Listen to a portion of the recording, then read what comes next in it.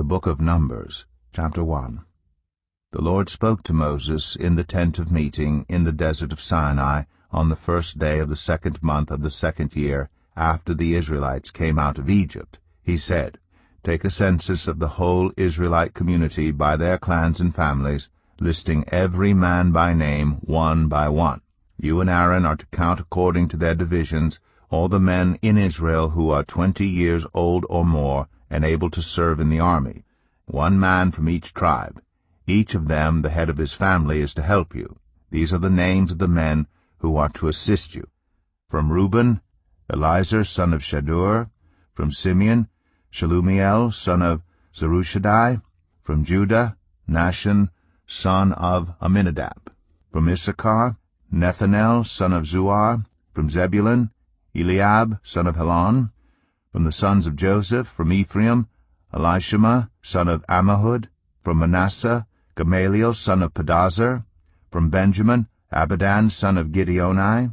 From Dan, Ahiezer son of Ammishaddai. From Asher, Pagiel son of Ochran. From Gad, Eliasaph son of Deuel. From Naphtali, Ahira son of Enan. These were the men appointed from the community, the leaders of their ancestral tribes. They were the heads of the clans of Israel. Moses and Aaron took these men whose names had been specified, and they called the whole community together on the first day of the 2nd month. The people registered their ancestry by their clans and families, and the men 20 years old or more were listed by name one by one, as the Lord commanded Moses. And so he counted them in the desert of Sinai. From the descendants of Reuben, the firstborn son of Israel, all the men 20 years old or more who were able to serve in the army were listed by name one by one according to the records of their clans and families. The number from the tribe of Reuben was 46,500. From the descendants of Simeon, all the men 20 years old or more who were able to serve in the army were counted and listed by name one by one according to the records of their clans and families. The number from the tribe of Simeon was 59,300. From the descendants of Gad, all the men 20 years old or more who were able to serve in the army were listed by name according to the records of their clans and families. The number from the tribe of Gad was 45,650. From the descendants of Judah, all the men 20 years old or more who were able to serve in the army were listed by name according to the records of their clans and families. The number from the tribe of Judah was 74,600. From the descendants of Issachar, all the men 20 years old or more who were able to serve in the army were listed by name according to the records of their clans and families. The number from the tribe of Issachar was 54,400. From the descendants of Zebulun, all the men 20 years old or more who were able to serve in the army were listed by name according to the records of their clans and families. The number from the tribe of Zebulun was 57,400. From the sons of Joseph, from the descendants of Ephraim, all the men 20 years old or more who were able to serve in the army were listed by name according to the records of their clans and families. The number from the tribe of Ephraim was 40,500. From the descendants of Manasseh, all the men 20 years old or more who were able to serve in the army were listed by name according to the records of their clans and families. The number from the tribe of Manasseh was 32,200. From the descendants of Benjamin, all the men 20 years old or more who were able to serve in the army were listed by name according to the records of their clans and families. The number from the tribe of Benjamin was 35,400. From the descendants of Dan, all the men 20 years old or more who were able to serve in the army were listed by name according to the records of their clans and families. The number from the tribe of Dan was 62,700. From the descendants of Asher, all the men 20 years old or more who were able to serve in the army were listed by name according to the records of their clans and families. The number from the tribe of Asher was 41,500. From the descendants of Naphtali, all the men 20 years old or more who were able to serve in the army were listed by name according to the records of their clans and families. The number from the tribe of Naphtali was 53,400. These were the men counted by Moses and Aaron and the 12 leaders of Israel, each one representing his family. All the Israelites 20 years old or more who were able to serve in Israel's army were counted according to their families. The total number was 603,550. The ancestral tribe of the Levites, however, was not counted along with the others. The Lord had said to Moses, "You must not count the tribe of Levi or include them in the census of the other Israelites. Instead, appoint the Levites to be in charge of the tabernacle of the covenant law. Over all its furnishings and everything belonging to it, they are to carry the tabernacle and all its furnishings. They are to take care of it and encamp around it. Whenever the tabernacle is to move, the Levites are to take it down, and whenever the tabernacle is to be set up, the Levites shall do it. Anyone else who approaches it is to be put to death. The Israelites are to set up their tents by divisions, each of them in their own camp under their standard. The Levites, however, are to set up their tents around the tabernacle of the covenant law, so that my wrath will not fall on the Israelite community. The Levites are to be responsible for the care of the tabernacle of the covenant law." The Israelites did all this just as the Lord commanded Moses. Numbers 2. The Lord said to Moses and Aaron, "The Israelites are to camp around the tent of meeting some distance from it, each of them under their standard and holding the banners of their family. On the east toward the sunrise, the divisions of the camp of Judah are to encamp under their standard. The leader of the people of Judah is Nahshon, son of Amminadab. His division numbers 74,600. The tribe of Issachar will camp next to them. The leader of the people of Issachar is Nethanel, son of Zuar. His division numbers 54,400. The tribe of Zebulun will be next. The leader of the people of Zebulun is Eliab, son of Helon. His division numbers 57,400. All the men assigned to the camp of Judah, according to their divisions, number 186,400. They will set out first. On the south will be the divisions of the camp of Reuben under their standard.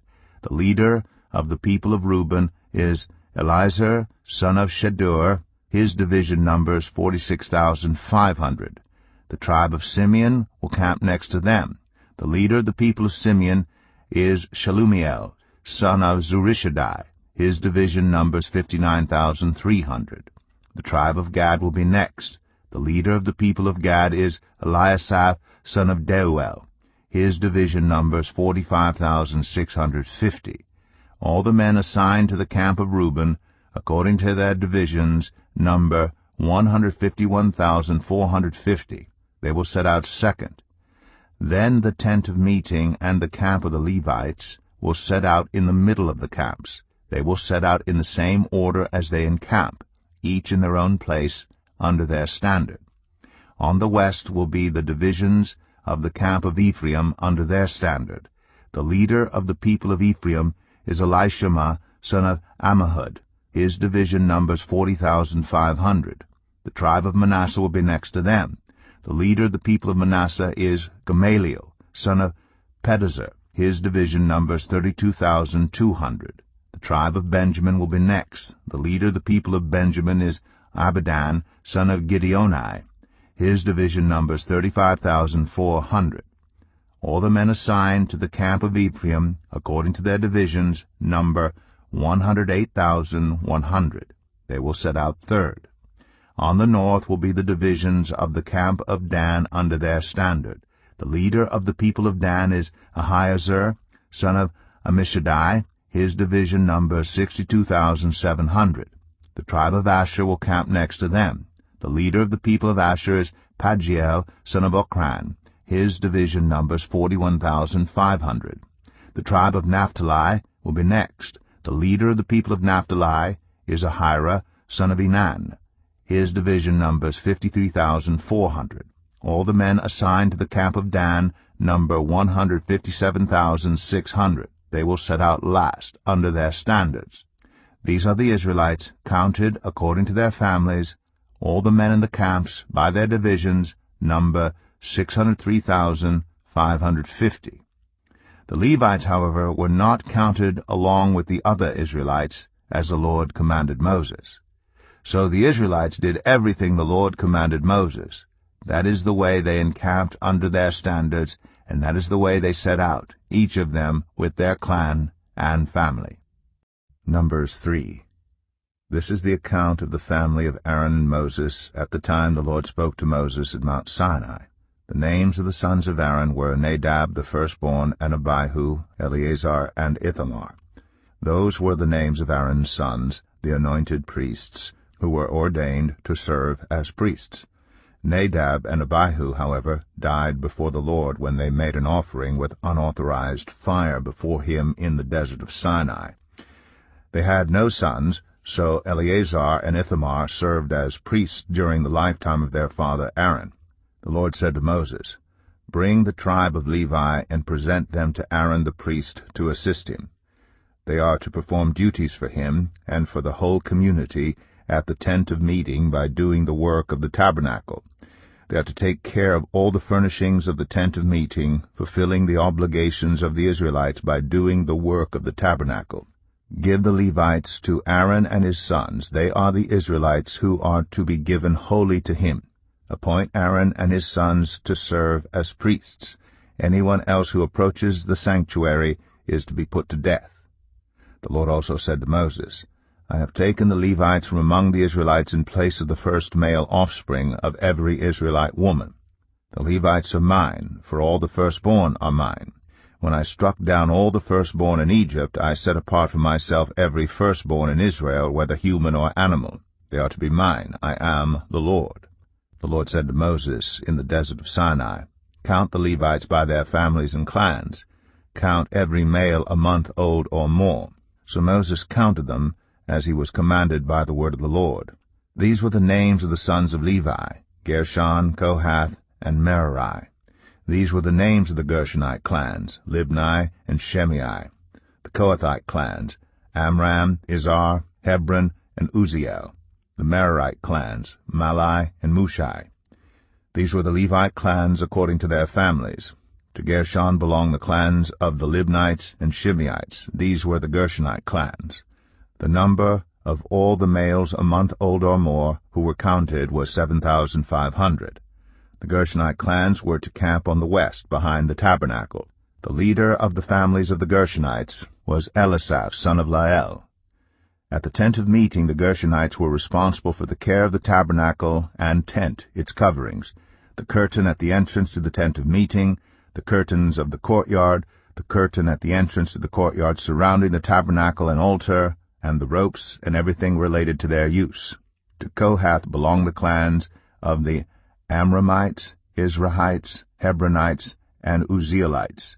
These were the Kohathite clans. The number of all the males a month old or more was 8,600. The Kohathites were responsible for the care of the sanctuary.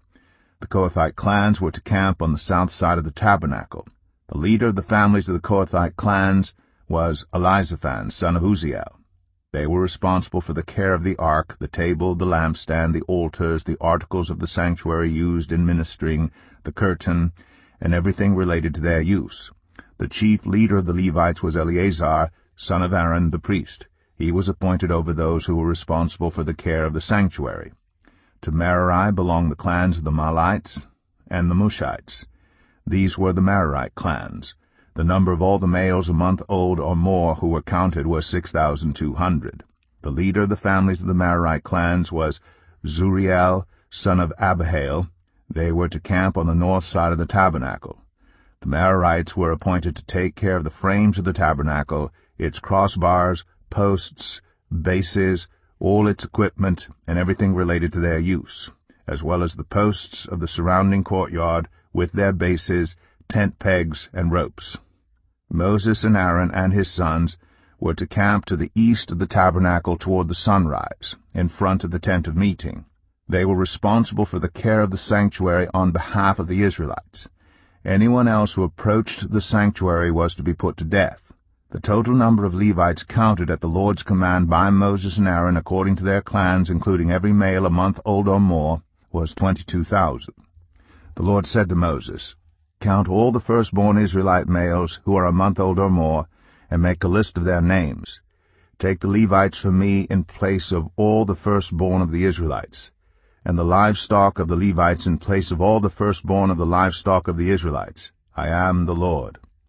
So Moses counted all the firstborn of the Israelites, as the Lord commanded him. The total number of firstborn males a month old or more listed by name was 22,273. The Lord also said to Moses, Take the Levites in place of all the firstborn of Israel, and the livestock of the Levites in place of their livestock. The Levites are to be mine. I am the Lord.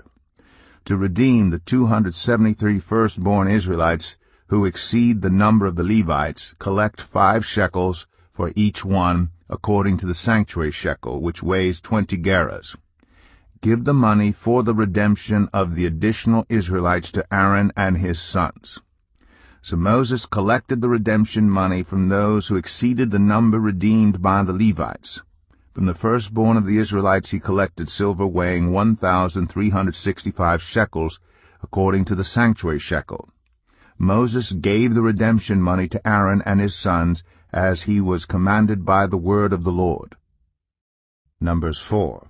The Lord said to Moses and Aaron, Take a census of the Kohathite branch of the Levites by their clans and families. Count all the men from 30 to 50 years of age who come to serve in the work at the tent of meeting. This is the work of the Kohathites at the tent of meeting, the care of the most holy things. When the camp is to move, Aaron and his sons are to go in and take down the shielding curtain and put it over the ark of the covenant law. Then they are to cover the curtain with a durable leather, spread a cloth of solid blue over that, and put the poles in place. Over the table of the presence they are to spread a blue cloth, and put on it the plates, dishes, and bowls, and the jars for drink offerings. The bread that is continually there is to remain on it. They are to spread a scarlet cloth over them, cover that with the durable leather, and put the poles in place. They are to take a blue cloth and cover the lampstand that is for light, together with its lamps, its wick trimmers and trays, and all its jars for the olive oil used to supply it. Then they are to wrap it and all its accessories in a covering of the durable leather, and put it on a carrying frame. Over the gold altar they are to spread a blue cloth and cover that with the durable leather, and put the poles in place. They are to take all the articles used for ministering in the sanctuary, wrap them in a blue cloth, cover that with the durable leather, and put them on a carrying frame. They are to remove the ashes from the bronze altar and spread a purple cloth over it. Then they are to place on it all the utensils used for ministering at the altar, including the fire pans, meat forks, shovels, and sprinkling bowls. Over it they are to spread a covering of the durable leather and put the poles in place. After Aaron and his sons have finished covering the holy furnishings and all the holy articles, and when the camp is ready to move, only then are the Kohathites to come and do the carrying. But they must not touch the holy things, or they will die.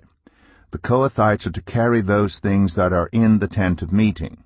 Eleazar son of Aaron the priest is to have charge of the oil for the light, the fragrant incense, the regular grain offering, and the anointing oil. He is to be in charge of the entire tabernacle and everything in it, including its holy furnishings and articles.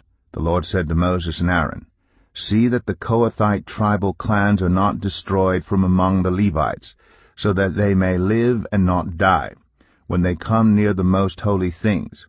Do this for them. Aaron and his sons are to go into the sanctuary and assign to each man his work and what he is to carry. But the Kohathites must not go in to look at the holy things even for a moment, or they will die. The Lord said to Moses, Take a census also of the Gershonites by their families and clans. Count all the men from 30 to 50 years of age who come to serve in the work at the tent of meeting. This is the service of the Gershonite clans in their carrying and their other work. They are to carry the curtains of the tabernacle, that is, the tent of meeting, its covering, and its outer covering of durable leather, the curtains for the entrance to the tent of meeting, the curtains of the courtyard surrounding the tabernacle and altar, the curtain for the entrance to the courtyard, the ropes, and all the equipment used in the service of the tent.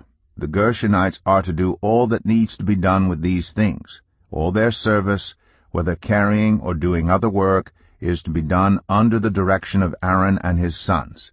You shall assign to them as their responsibility all they are to carry. This is the service of the Gershonite clans at the tent of meeting. Their duties are to be under the direction of Ithamar, son of Aaron, the priest. Count the Merarites by their clans and families. Count all the men from 30 to 50 years of age who come to serve in the work at the tent of meeting. As part of all their service at the tent, they are to carry the frames of the tabernacle, its crossbars, posts, and bases, as well as the posts of the surrounding courtyard with their bases, tent pegs, ropes, all their equipment, and everything related to their use. Assign to each man the specific things he is to carry.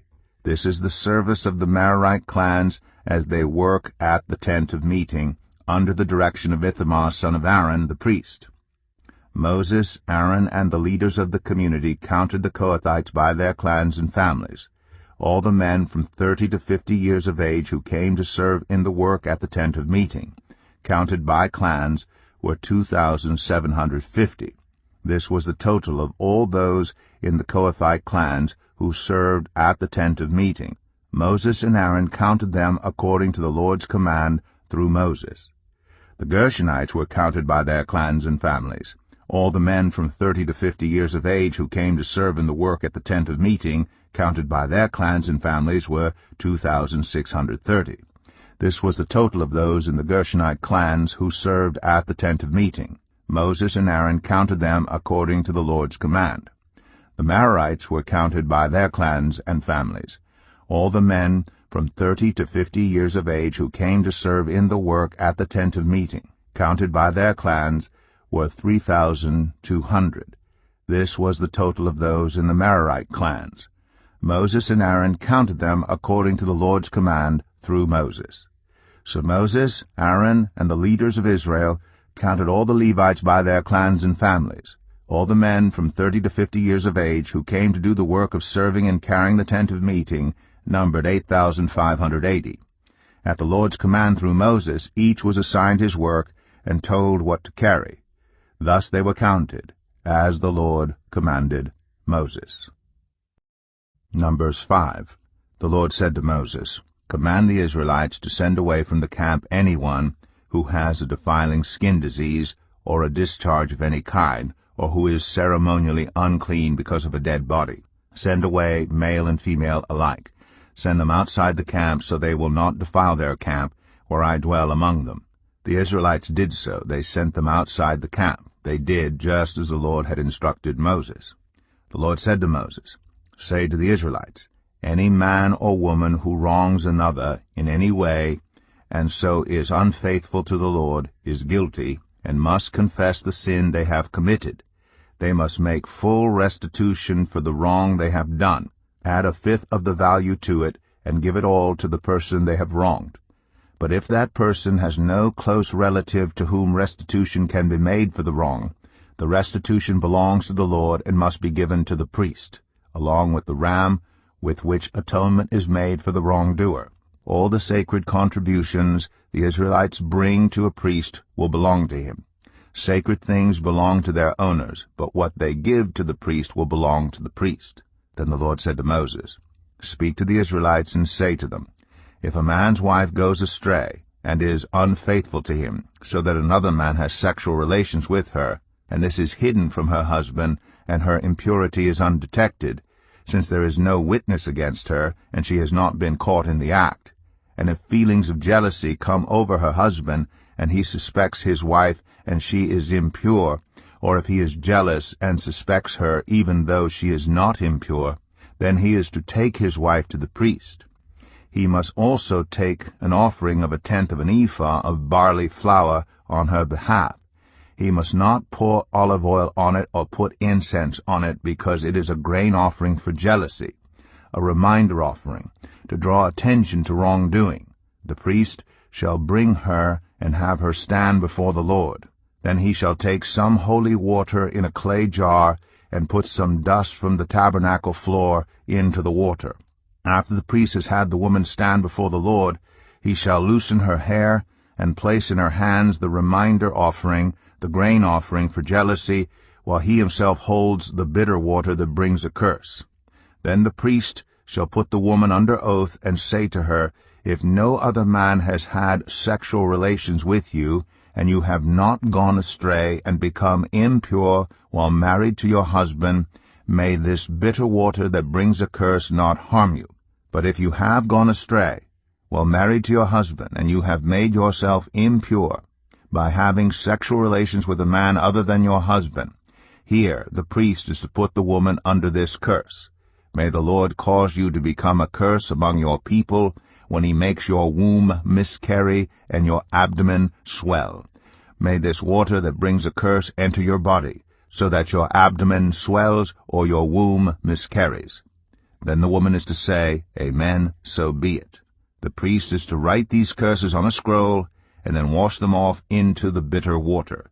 He shall make the woman drink the bitter water that brings a curse, and this water that brings a curse and causes bitter suffering will enter her. The priest is to take from her hands the grain offering for jealousy, wave it before the Lord, and bring it to the altar. The priest is then to take a handful of the grain offering as a memorial offering and burn it on the altar. After that, he is to have the woman drink the water. If she has made herself impure and been unfaithful to her husband, this will be the result. When she is made to drink the water that brings a curse and causes bitter suffering, it will enter her. Her abdomen will swell, and her womb will miscarry, and she will become a curse. If, however, the woman has not made herself impure but is clean, she will be cleared of guilt and will be able to have children. This, then, is the law of jealousy, when a woman goes astray and makes herself impure while married to a husband, or when feelings of jealousy come over a man because he suspects his wife. The priest is to have her stand before the Lord and is to apply this entire law to her.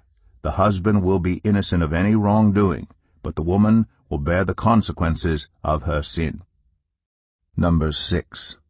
The Lord said to Moses, Speak to the Israelites and say to them, If a man or woman wants to make a special vow, a vow of dedication to the Lord as a Nazirite, they must abstain from wine and other fermented drink, and must not drink vinegar made from wine or other fermented drink. They must not drink grape juice or eat grapes or raisins. As long as they remain under their Nazirite vow, they must not eat anything that comes from the grapevine, not even the seeds or skins. During the entire period of their Nazirite vow, no razor may be used on their head. They must be holy until the period of their dedication to the Lord is over. They must let their hair grow long. Throughout the period of their dedication to the Lord, the Nazirite must not go near a dead body. Even if their own father or mother or brother or sister dies, they must not make themselves ceremonially unclean on account of them, because the symbol of their dedication to God is on their head. Throughout the period of their dedication, they are consecrated to the Lord. If someone dies suddenly in the Nazirite's presence, thus defiling the hair that symbolizes their dedication, they must shave their head on the 7th day, the day of their cleansing. Then on the 8th day they must bring 2 doves or 2 young pigeons to the priest at the entrance to the tent of meeting. The priest is to offer one as a sin offering and the other as a burnt offering to make atonement for the Nazirite because they sinned by being in the presence of the dead body. That same day they are to consecrate their head again. They must rededicate themselves to the Lord for the same period of dedication and must bring a year-old male lamb as a guilt offering. The previous days do not count because they became defiled during their period of dedication.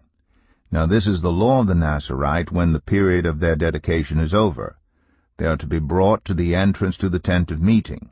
There they are to present their offerings to the Lord, a year-old male lamb without defect for a burnt offering, a year-old ewe lamb without defect for a sin offering, a ram without defect for a fellowship offering, together with their grain offerings and drink offerings, and a basket of bread made with the finest flour and without yeast, thick loaves with olive oil mixed in, and thin loaves brushed with olive oil.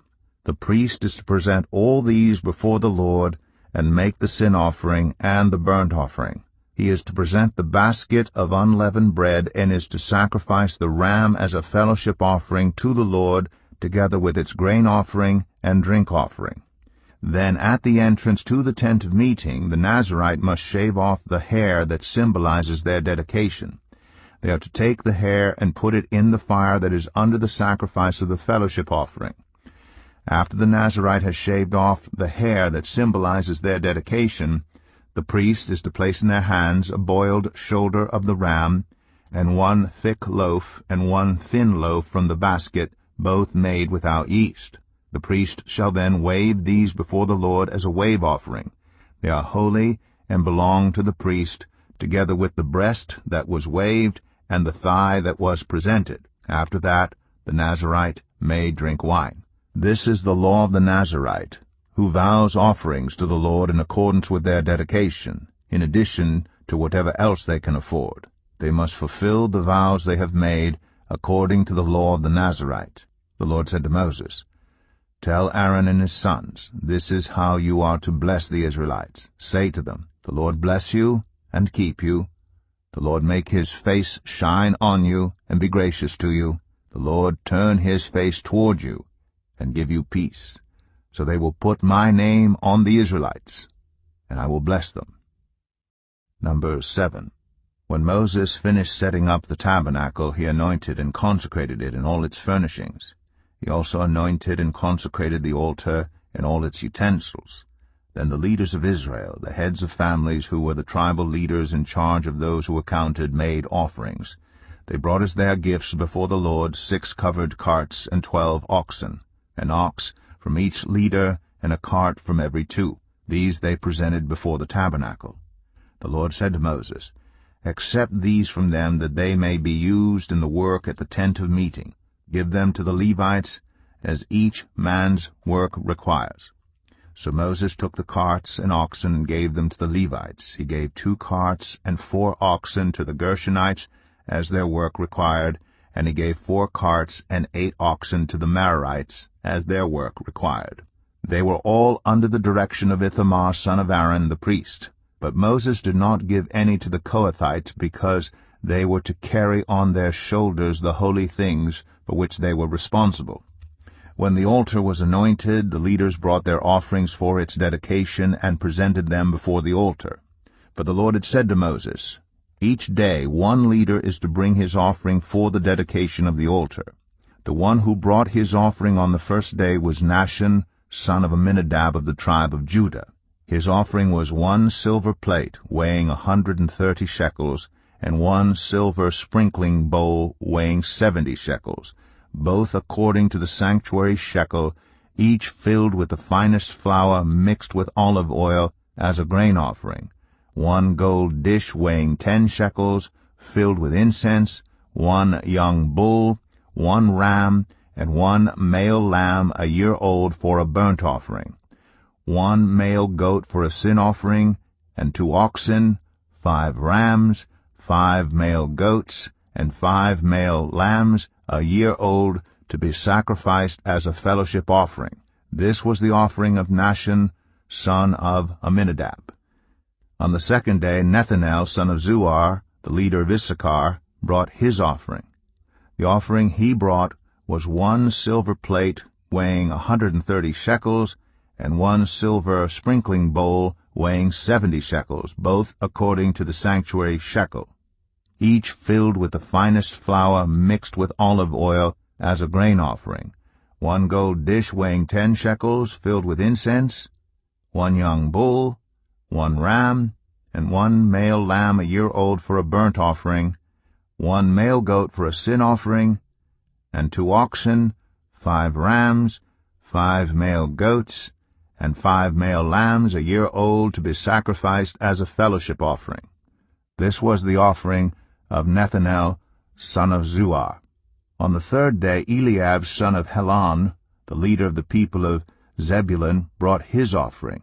His offering was 1 silver plate weighing 130 shekels, and 1 silver sprinkling bowl weighing 70 shekels, both according to the sanctuary shekel, each filled with the finest flour mixed with olive oil as a grain offering, 1 gold dish weighing 10 shekels, filled with incense, 1 young bull, 1 ram, and 1 male lamb a year old for a burnt offering, 1 male goat for a sin offering, and 2 oxen, 5 rams, 5 male goats, and 5 male lambs a year old to be sacrificed as a fellowship offering.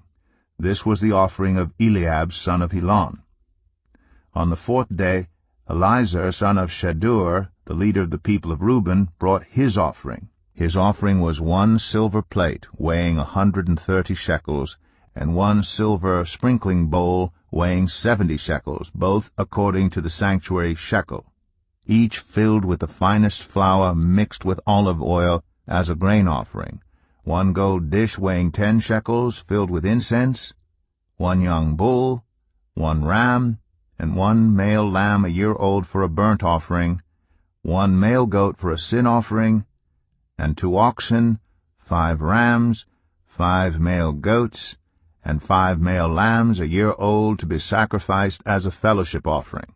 This was the offering of Eleazar son of Shedeur. On the 5th day, Shelumiel son of Zurishaddai, the leader of the people of Simeon, brought his offering. His offering was 1 silver plate weighing 130 shekels, and 1 silver sprinkling bowl weighing 70 shekels, both according to the sanctuary shekel, each filled with the finest flour mixed with olive oil as a grain offering, 1 gold dish weighing 10 shekels filled with incense, 1 young bull, 1 ram, and 1 male lamb a year old for a burnt offering, 1 male goat for a sin offering, and 2 oxen, 5 rams, 5 male goats, and 5 male lambs a year old to be sacrificed as a fellowship offering. This was the offering of Shelumiel son of Zurishaddai. On the 6th day, Eliasaph son of Deuel, the leader of the people of Gad, brought his offering. His offering was 1 silver plate weighing 130 shekels, and 1 silver sprinkling bowl weighing 70 shekels, both according to the sanctuary shekel, each filled with the finest flour mixed with olive oil as a grain offering, 1 gold dish weighing 10 shekels filled with incense, 1 young bull, 1 ram, and 1 male lamb a year old for a burnt offering, 1 male goat for a sin offering, and 2 oxen, 5 rams, 5 male goats, and 5 male lambs a year old to be sacrificed as a fellowship offering.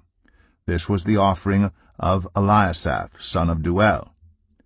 On the 7th day, Elishama son of Ammihud, the leader of the people of Ephraim, brought his offering. His offering was 1 silver plate weighing 130 shekels, and 1 silver sprinkling bowl weighing 70 shekels, both according to the sanctuary shekel, each filled with the finest flour mixed with olive oil as a grain offering, 1 gold dish weighing 10 shekels filled with incense, 1 young bull, 1 ram, and 1 male lamb a year old for a burnt offering, 1 male goat for a sin offering, and 2 oxen, 5 rams, 5 male goats, and 5 male lambs a year old to be sacrificed as a fellowship offering. This was the offering of Elishama son of Ammihud. On the 8th day, Gamaliel son of Pedahzur, the leader of the people of Manasseh, brought his offering.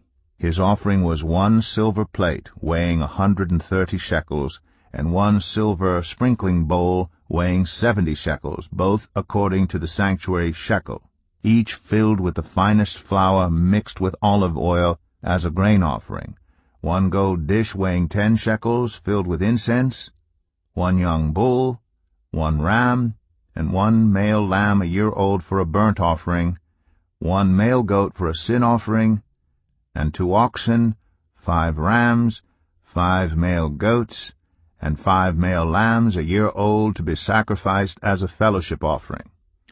This was the offering of Gamaliel, son of Pedahzur. On the 9th day, Abidan, son of Gideoni, the leader of the people of Benjamin, brought his offering.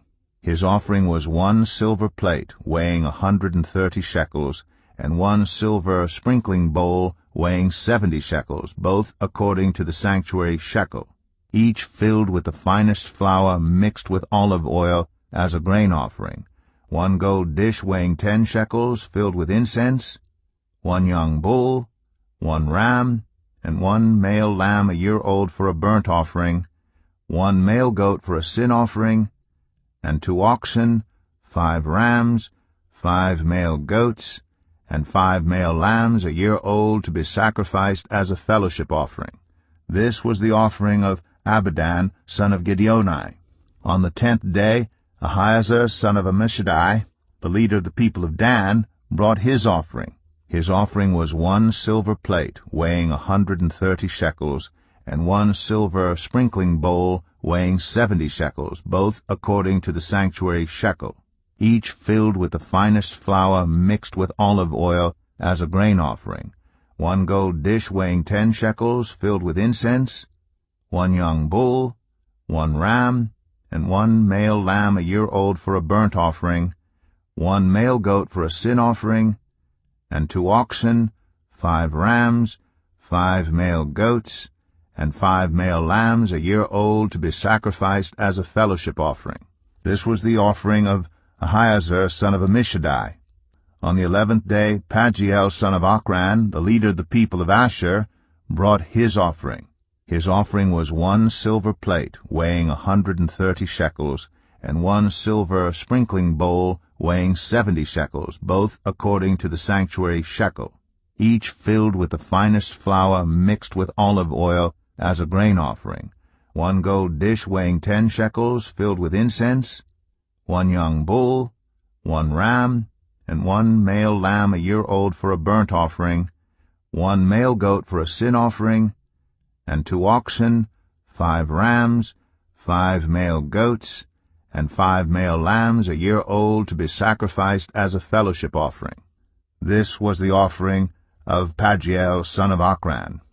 On the 12th day, Ahira, son of Enan, the leader of the people of Naphtali, brought his offering. His offering was 1 silver plate weighing 130 shekels, and 1 silver sprinkling bowl weighing 70 shekels, both according to the sanctuary shekel, each filled with the finest flour mixed with olive oil as a grain offering, 1 gold dish weighing 10 shekels filled with incense, 1 young bull, 1 ram, and 1 male lamb a year old for a burnt offering, 1 male goat for a sin offering, and 2 oxen, 5 rams, 5 male goats, and 5 male lambs a year old to be sacrificed as a fellowship offering. This was the offering of Ahira, son of Enan. These were the offerings of the Israelite leaders for the dedication of the altar when it was anointed: 12 silver plates, 12 silver sprinkling bowls, and 12 gold dishes. Each silver plate weighed 130 shekels, and each sprinkling bowl 70 shekels. Altogether, the silver dishes weighed 2,400 shekels, according to the sanctuary shekel. The 12 gold dishes filled with incense weighed 10 shekels each, according to the sanctuary shekel. Altogether, the gold dishes weighed 120 shekels. The total number of animals for the burnt offering came to 12 young bulls, 12 rams, and 12 male lambs a year old, together with their grain offering. 12 male goats were used for the sin offering. The total number of animals for the sacrifice of the fellowship offering came to 24 oxen, 60 rams, 60 male goats, and 60 male lambs a year old. These were the offerings for the dedication of the altar after it was anointed. When Moses entered the tent of meeting to speak with the Lord, he heard the voice speaking to him from between the 2 cherubim above the atonement cover on the ark of the covenant law. In this way the Lord spoke to him.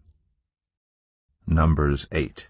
The Lord said to Moses, "Speak to Aaron and say to him, when you set up the lamps, see that all 7 light up the area in front of the lampstand."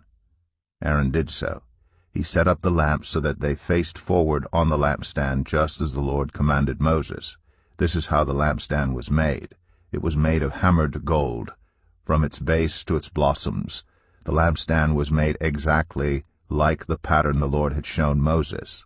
The Lord said to Moses, "Take the Levites from among all the Israelites and make them ceremonially clean. To purify them, do this: sprinkle the water of cleansing on them, then have them shave their whole bodies and wash their clothes. And so they will purify themselves. Have them take a young bull with its grain offering of the finest flour mixed with olive oil. Then you are to take a second young bull for a sin offering. Bring the Levites to the front of the tent of meeting, and assemble the whole Israelite community. You are to bring the Levites before the Lord, and the Israelites are to lay their hands on them. Aaron is to present the Levites before the Lord as a wave offering from the Israelites, so that they may be ready to do the work of the Lord. Then the Levites are to lay their hands on the heads of the bulls, using one for a sin offering to the Lord and the other for a burnt offering, to make atonement for the Levites. Have the Levites stand in front of Aaron and his sons, and then present them as a wave offering to the Lord. In this way you are to set the Levites apart from the other Israelites, and the Levites will be mine. After you have purified the Levites and presented them as a wave offering, they are to come to do their work at the tent of meeting. They are the Israelites who are to be given wholly to me. I have taken them as my own in place of the firstborn, the first male offspring from every Israelite woman. Every firstborn male in Israel, whether human or animal, is mine. When I struck down all the firstborn in Egypt, I set them apart for myself. And I have taken the Levites in place of all the firstborn sons in Israel. From among all the Israelites I have given the Levites as gifts to Aaron and his sons, to do the work at the tent of meeting on behalf of the Israelites, and to make atonement for them, so that no plague will strike the Israelites when they go near the sanctuary. Moses, Aaron, and the whole Israelite community did with the Levites just as the Lord commanded Moses.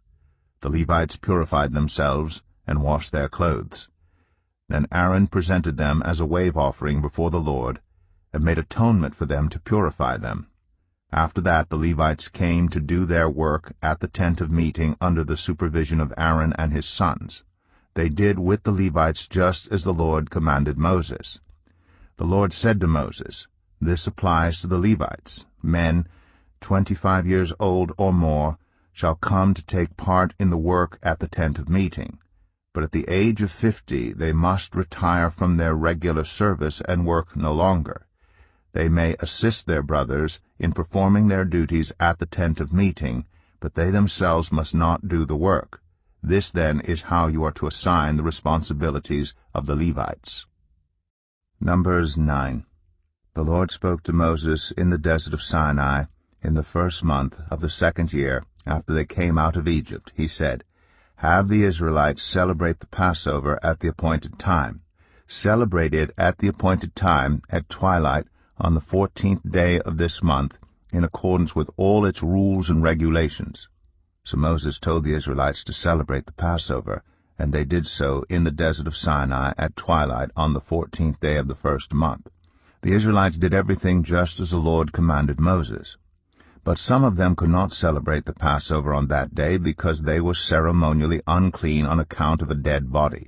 So they came to Moses and Aaron that same day and said to Moses, "We have become unclean because of a dead body, but why should we be kept from presenting the Lord's offering with the other Israelites at the appointed time?"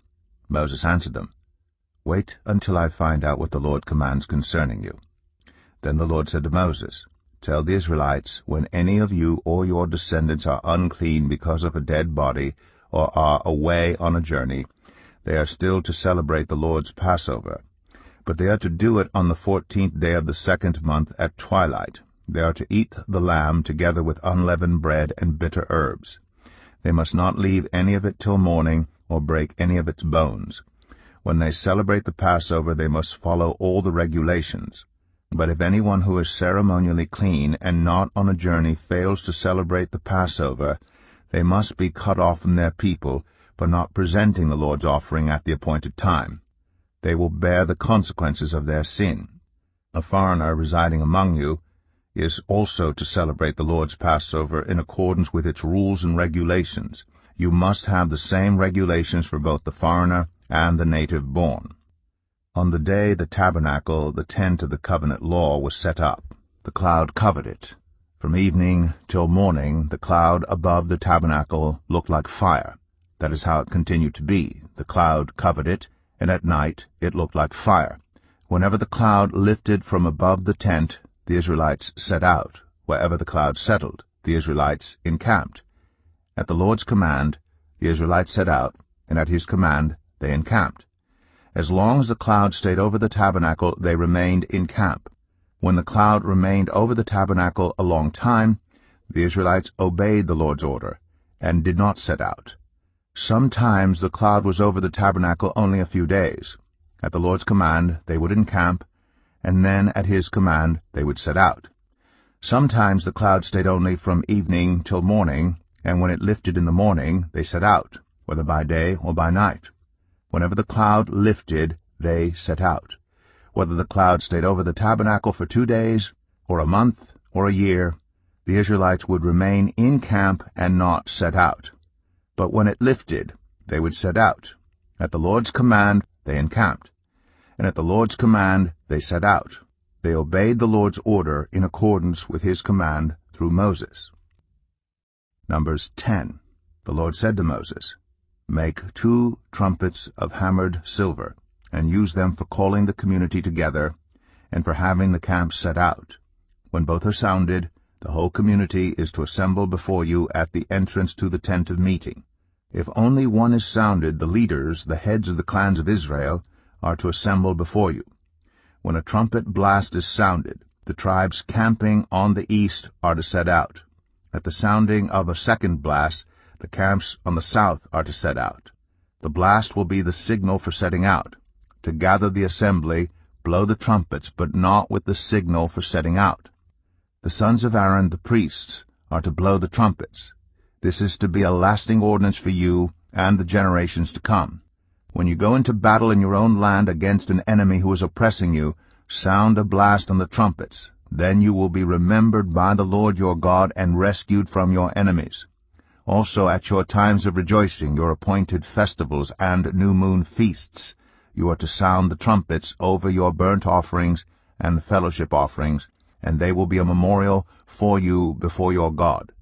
I am the Lord your God." On the 20th day of the 2nd month of the 2nd year, the cloud lifted from above the tabernacle of the covenant law. Then the Israelites set out from the desert of Sinai and traveled from place to place until the cloud came to rest in the desert of Paran. They set out this first time at the Lord's command through Moses. The divisions of the camp of Judah went first under their standard. Nahshon, son of Amminadab, was in command. Nethanel, son of Zuar, was over the division of the tribe of Issachar, and Eliab, son of Elon, was over the division of the tribe of Zebulun. Then the tabernacle was taken down, and the Gershonites and Merarites who carried it set out. The divisions of the camp of Reuben went next, under their standard. Elizur, son of Shedeur, was in command. Shelumiel, son of Zerushadai, was over the division of the tribe of Simeon, and Eliasaph, son of Duel, was over the division of the tribe of Gad. Then the Kohathites set out, carrying the holy things. The tabernacle was to be set up before they arrived. The divisions of the camp of Ephraim went next, under their standard. Elishama, son of Ammihud, was in command. Gamaliel, son of Pedahzur, was over the division of the tribe of Manasseh, and Abidan, son of Gideoni, was over the division of the tribe of Benjamin. Finally, as the rear guard for all the units, the divisions of the camp of Dan set out under their standard. Ahiezer, son of Ammishaddai, was in command. Pagiel, son of Ochran, was over the division of the tribe of Asher, and Ahira, son of Enan, was over the division of the tribe of Naphtali. This was the order of march for the Israelite divisions as they set out. Now Moses said to Hobab, son of Ruel, the Midianite, Moses' father-in-law, "We are setting out for the place about which the Lord said, 'I will give it to you.' Come with us, and we will treat you well. For the Lord has promised good things to Israel." He answered, "No, I will not go. I am going back to my own land and my own people." But Moses said, "Please do not leave us. You know where we should camp in the wilderness, and you can be our eyes. If you come with us, we will share with you whatever good things the Lord gives us." So they set out from the mountain of the Lord and traveled for 3 days. The ark of the covenant of the Lord went before them during those 3 days to find them a place to rest. The cloud of the Lord was over them by day when they set out from the camp. Whenever the ark set out, Moses said, Rise up, Lord. May your enemies be scattered. May your foes flee before you. Whenever it came to rest, he said, Return, Lord, to the countless thousands of Israel. Numbers 11. Now the people complained about their hardships in the hearing of the Lord, and when he heard them, his anger was aroused. Then fire from the Lord burned among them and consumed some of the outskirts of the camp. When the people cried out to Moses, he prayed to the Lord, and the fire died down. So that place was called Taberah, because fire from the Lord had burned among them. The rabble with them began to crave other food. And again the Israelites started wailing and said, If only we had meat to eat. We remember the fish we ate in Egypt at no cost, also the cucumbers, melons, leeks, onions, and garlic. But now we have lost our appetite. We never see anything but this manna. The manna was like coriander seed and looked like resin. The people went around gathering it, and then ground it in a hand mill or crushed it in a mortar. They cooked it in a pot or made it into loaves, and it tasted like something made with olive oil. When the dew settled on the camp at night, the manna also came down. Moses heard the people of every family wailing at the entrance to their tents. The Lord became exceedingly angry, and Moses was troubled. He asked the Lord, Why have you brought this trouble on your servant? What have I done to displease you, that you put the burden of all these people on me? Did I conceive all these people? Did I give them birth? Why do you tell me to carry them in my arms, as a nurse carries an infant, to the land you promised on oath to their ancestors? Where can I get meat for all these people? They keep wailing to me, Give us meat to eat. I cannot carry all these people by myself. The burden is too heavy for me. If this is how you're going to treat me, please go ahead and kill me, if I have found favor in your eyes, and do not let me face my own ruin. The Lord said to Moses, Bring me 70 of Israel's elders who are known to you as leaders and officials among the people. Have them come to the tent of meeting, that they may stand there with you. I will come down and speak with you there, and I will take some of the power of the Spirit that is on you and put it on them. They will share the burden of the people with you so that you will not have to carry it alone. Tell the people, Consecrate yourselves in preparation for tomorrow, when you will eat meat. The Lord heard you when you wailed. If only we had meat to eat. We were better off in Egypt. Now the Lord will give you meat, and you will eat it. You will not eat it for just 1 day, or 2 days, or 5, 10, or 20 days, but for a whole month, until it comes out of your nostrils, and you loathe it, because you have rejected the Lord who is among you, and have wailed before him, saying, Why did we ever leave Egypt? But Moses said, Here I am among 600,000 men on foot, and you say, I will give them meat to eat for a whole month. Would they have enough if flocks and herds were slaughtered for them? Would they have enough if all the fish in the sea were caught for them? The Lord answered Moses, Is the Lord's arm too short? Now you will see whether or not what I say will come true for you. So Moses went out and told the people what the Lord had said. He brought together 70 of their elders and had them stand around the tent. Then the Lord came down in the cloud and spoke with him, and he took some of the power of the Spirit that was on him and put it on the 70 elders. When the Spirit rested on them, they prophesied, but did not do so again. However, 2 men whose names were Eldad and Medad had remained in the camp. They were listed among the elders, but did not go out to the tent. Yet the Spirit also rested on them, and they prophesied in the camp. A young man ran and told Moses, Eldad and Medad are prophesying in the camp. Joshua son of Nun, who had been Moses' aide since youth, spoke up and said, Moses, my lord, stop them. But Moses replied, Are you jealous for my sake? I wish that all the Lord's people were prophets, and that the Lord would put his Spirit on them. Then Moses and the elders of Israel returned to the camp. Now a wind went out from the Lord, and drove quail in from the sea. It scattered them up to 2 cubits deep all around the camp, as far as a day's walk in any direction. All that day and night and all the next day the people went out and gathered quail. No one gathered less than 10 homers. Then they spread them out all around the camp. But while the meat was still between their teeth and before it could be consumed, the anger of the Lord burned against the people, and he struck them with a severe plague. Therefore the place was named Kibroth Hattaavah, because there they buried the people who had craved other food.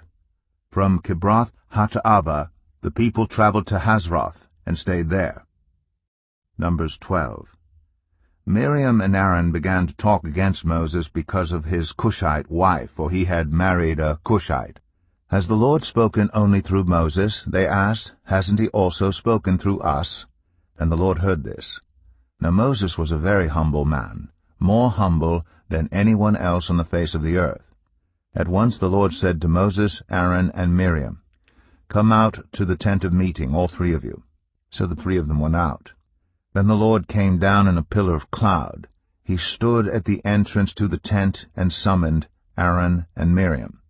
When the 2 of them stepped forward, he said, "Listen to my words. When there is a prophet among you, I, the Lord, reveal myself to them in visions. I speak to them in dreams.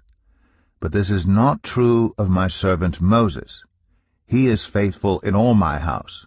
With him I speak face to face, clearly, and not in riddles. He sees the form of the Lord. Why then were you not afraid to speak against my servant Moses?" The anger of the Lord burned against them, and he left them. When the cloud lifted from above the tent, Miriam's skin was leprous. It became as white as snow. Aaron turned toward her and saw that she had a defiling skin disease. And he said to Moses, "Please, my Lord, I ask you not to hold against us the sin we have so foolishly committed.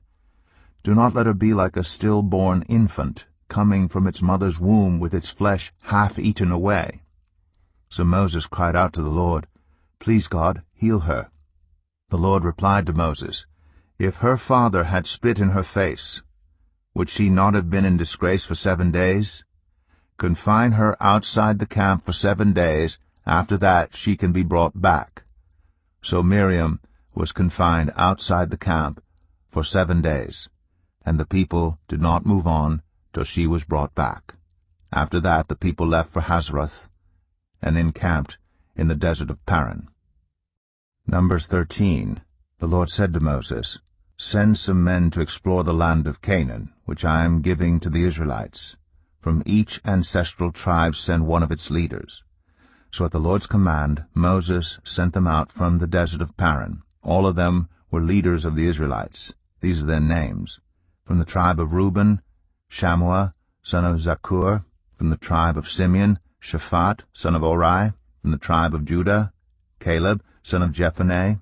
From the tribe of Issachar, Igal, son of Joseph.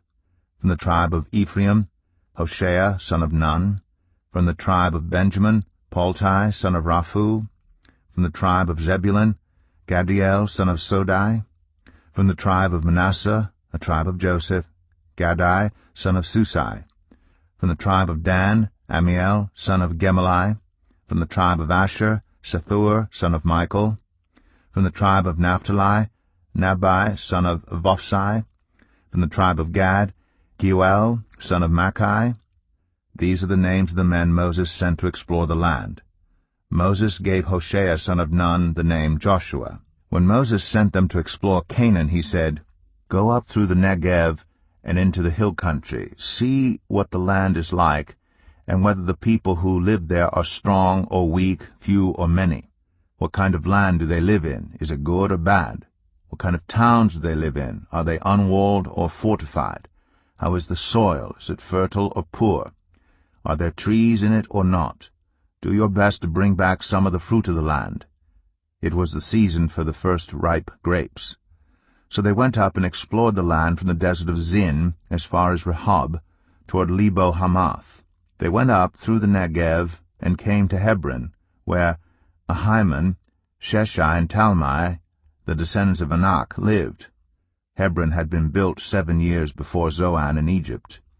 When they reached the valley of Eshcol, they cut off a branch bearing a single cluster of grapes. 2 of them carried it on a pole between them, along with some pomegranates and figs. That place was called the Valley of Eshcol because of the cluster of grapes the Israelites cut off there. At the end of 40 days they returned from exploring the land. They came back to Moses and Aaron and the whole Israelite community at Kadesh in the desert of Paran. There they reported to them and to the whole assembly and showed them the fruit of the land.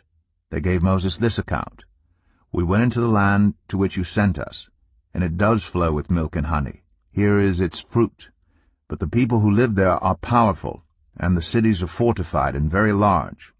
We even saw descendants of Anak there. The Amalekites live in the Negev. The Hittites, Jebusites, and Amorites live in the hill country, and the Canaanites live near the sea and along the Jordan." Then Caleb silenced the people before Moses and said, "We should go up and take possession of the land, for we can certainly do it." But the men who had gone up with him said, "We can't attack those people. They are stronger than we are." And they spread among the Israelites a bad report about the land they had explored. They said, "The land we explored devours those living in it. All the people we saw there are of great size. We saw the Nephilim there. The descendants of Anak come from the Nephilim. We seemed like grasshoppers in our own eyes, and we looked the same to them." Numbers 14.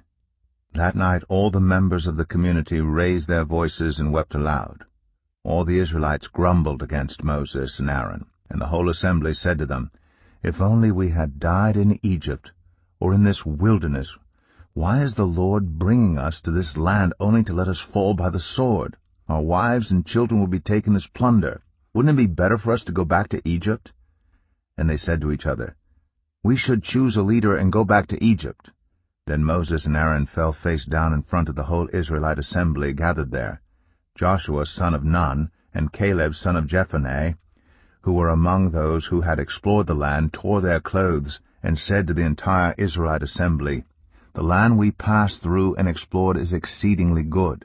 If the Lord is pleased with us, he will lead us into that land, a land flowing with milk and honey, and will give it to us. Only do not rebel against the Lord, and do not be afraid of the people of the land, because we will devour them. Their protection is gone, but the Lord is with us. Do not be afraid of them." But the whole assembly talked about stoning them. Then the glory of the Lord appeared at the tent of meeting to all the Israelites. The Lord said to Moses, "How long will these people treat me with contempt? How long will they refuse to believe in me, in spite of all the signs I have performed among them? I will strike them down with a plague and destroy them, but I will make you into a nation greater and stronger than they." Moses said to the Lord, "Then the Egyptians will hear about it. By your power you brought these people up from among them, and they will tell the inhabitants of this land about it. They have already heard that you, Lord, are with these people, and that you, Lord, have been seen face to face, that your cloud stays over them, and that you go before them in a pillar of cloud by day and a pillar of fire by night. If you put all these people to death, leaving none alive, the nations who have heard this report about you will say, 'The Lord was not able to bring these people into the land he promised them on oath, so he slaughtered them in the wilderness.' Now may the Lord's strength be displayed, just as you have declared. The Lord is slow to anger, abounding in love, and forgiving sin and rebellion. Yet he does not leave the guilty unpunished. He punishes the children for the sin of the parents to the 3rd and 4th generation. In accordance with your great love, forgive the sin of these people, just as you have pardoned them from the time they left Egypt until now." The Lord replied, "I have forgiven them, as you asked. Nevertheless, as surely as I live, and as surely as the glory of the Lord fills the whole earth, not one of those who saw my glory and the signs I performed in Egypt and in the wilderness, but who disobeyed me and tested me 10 times, not one of them will ever see the land I promised on oath to their ancestors. No one who has treated me with contempt will ever see it. But because my servant Caleb has a different spirit and follows me wholeheartedly, I will bring him into the land he went to, and his descendants will inherit it. Since the Amalekites and the Canaanites are living in the valleys, turn back tomorrow and set out toward the desert along the route to the Red Sea." The Lord said to Moses and Aaron, "How long will this wicked community grumble against me? I have heard the complaints of these grumbling Israelites. So tell them, 'As surely as I live, declares the Lord, I will do to you the very thing I heard you say. In this wilderness your bodies will fall. Every one of you 20 years old or more who was counted in the census and who has grumbled against me, not one of you will enter the land I swore with uplifted hand to make your home, except Caleb, son of Jephunneh, and Joshua, son of Nun. As for your children that you said would be taken as plunder, I will bring them in to enjoy the land you have rejected. But as for you, your bodies will fall in this wilderness. Your children will be shepherds here for 40 years, suffering for your unfaithfulness until the last of your bodies lies in the wilderness. For 40 years, 1 year, for each of the 40 days you explored the land, you will suffer for your sins and know what it is like to have me against you. I, the Lord, have spoken, and I will surely do these things to this whole wicked community, which has banded together against me. They will meet their end in this wilderness. Here they will die."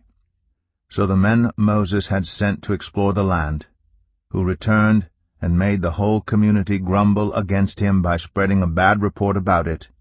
These men who were responsible for spreading the bad report about the land were struck down and died of a plague before the Lord. Of the men who went to explore the land, only Joshua son of Nun and Caleb son of Jephunneh survived. When Moses reported this to all the Israelites, they mourned bitterly. Early the next morning they set out for the highest point in the hill country, saying, "Now we are ready to go up to the land the Lord promised. Surely we have sinned." But Moses said, "Why are you disobeying the Lord's command? This will not succeed. Do not go up, because the Lord is not with you. You will be defeated by your enemies. For the Amalekites and the Canaanites will face you there.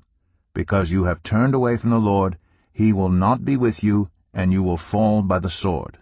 Nevertheless, in their presumption, they went up toward the highest point in the hill country, though neither Moses nor the ark of the Lord's covenant moved from the camp. Then the Amalekites and the Canaanites who lived in that hill country came down and attacked them and beat them down all the way to Hormah. Numbers 15. The Lord said to Moses, "Speak to the Israelites and say to them, after you enter the land I am giving you as a home, and you present to the Lord food offerings from the herd or the flock, as an aroma pleasing to the Lord, whether burnt offerings or sacrifices, for special vows or freewill offerings or festival offerings, then the person who brings an offering shall present to the Lord a grain offering of 1/10 of an ephah of the finest flour mixed with 1/4 of a hin of olive oil. With each lamb for the burnt offering or the sacrifice, prepare 1/4 of a hin of wine as a drink offering. With the ram prepare a grain offering of 2/10 of an ephah of the finest flour mixed with 1/3 of a hin of olive oil, and 1/3 of a hin of wine as a drink offering. Offer it as an aroma pleasing to the Lord. When you prepare a young bull as a burnt offering or sacrifice for a special vow or a fellowship offering to the Lord, bring with the bull a grain offering of 3/10 of an ephah of the finest flour mixed with 1/2 a hin of olive oil, and also bring 1/2 a hin of wine as a drink offering. This will be a food offering, an aroma pleasing to the Lord. Each bull or ram, each lamb or young goat is to be prepared in this manner. Do this for each one, for as many as you prepare. Everyone who is native-born must do these things in this way when they present a food offering as an aroma pleasing to the Lord.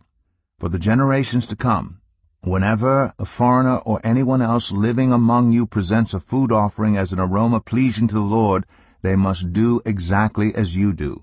The community is to have the same rules for you and for the foreigner residing among you. This is a lasting ordinance for the generations to come. You and the foreigner shall be the same before the Lord. The same laws and regulations will apply both to you and to the foreigner residing among you." The Lord said to Moses, "Speak to the Israelites and say to them, when you enter the land to which I am taking you, and you eat the food of the land, present a portion as an offering to the Lord. Present a loaf from the first of your ground meal, and present it as an offering from the threshing floor.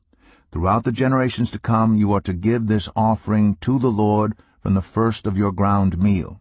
Now if you as a community unintentionally fail to keep any of these commands the Lord gave Moses, any of the Lord's commands to you through him from the day the Lord gave them and continuing through the generations to come, and if this is done unintentionally without the community being aware of it, then the whole community is to offer a young bull for a burnt offering as an aroma pleasing to the Lord, along with its prescribed grain offering and drink offering, and a male goat for a sin offering.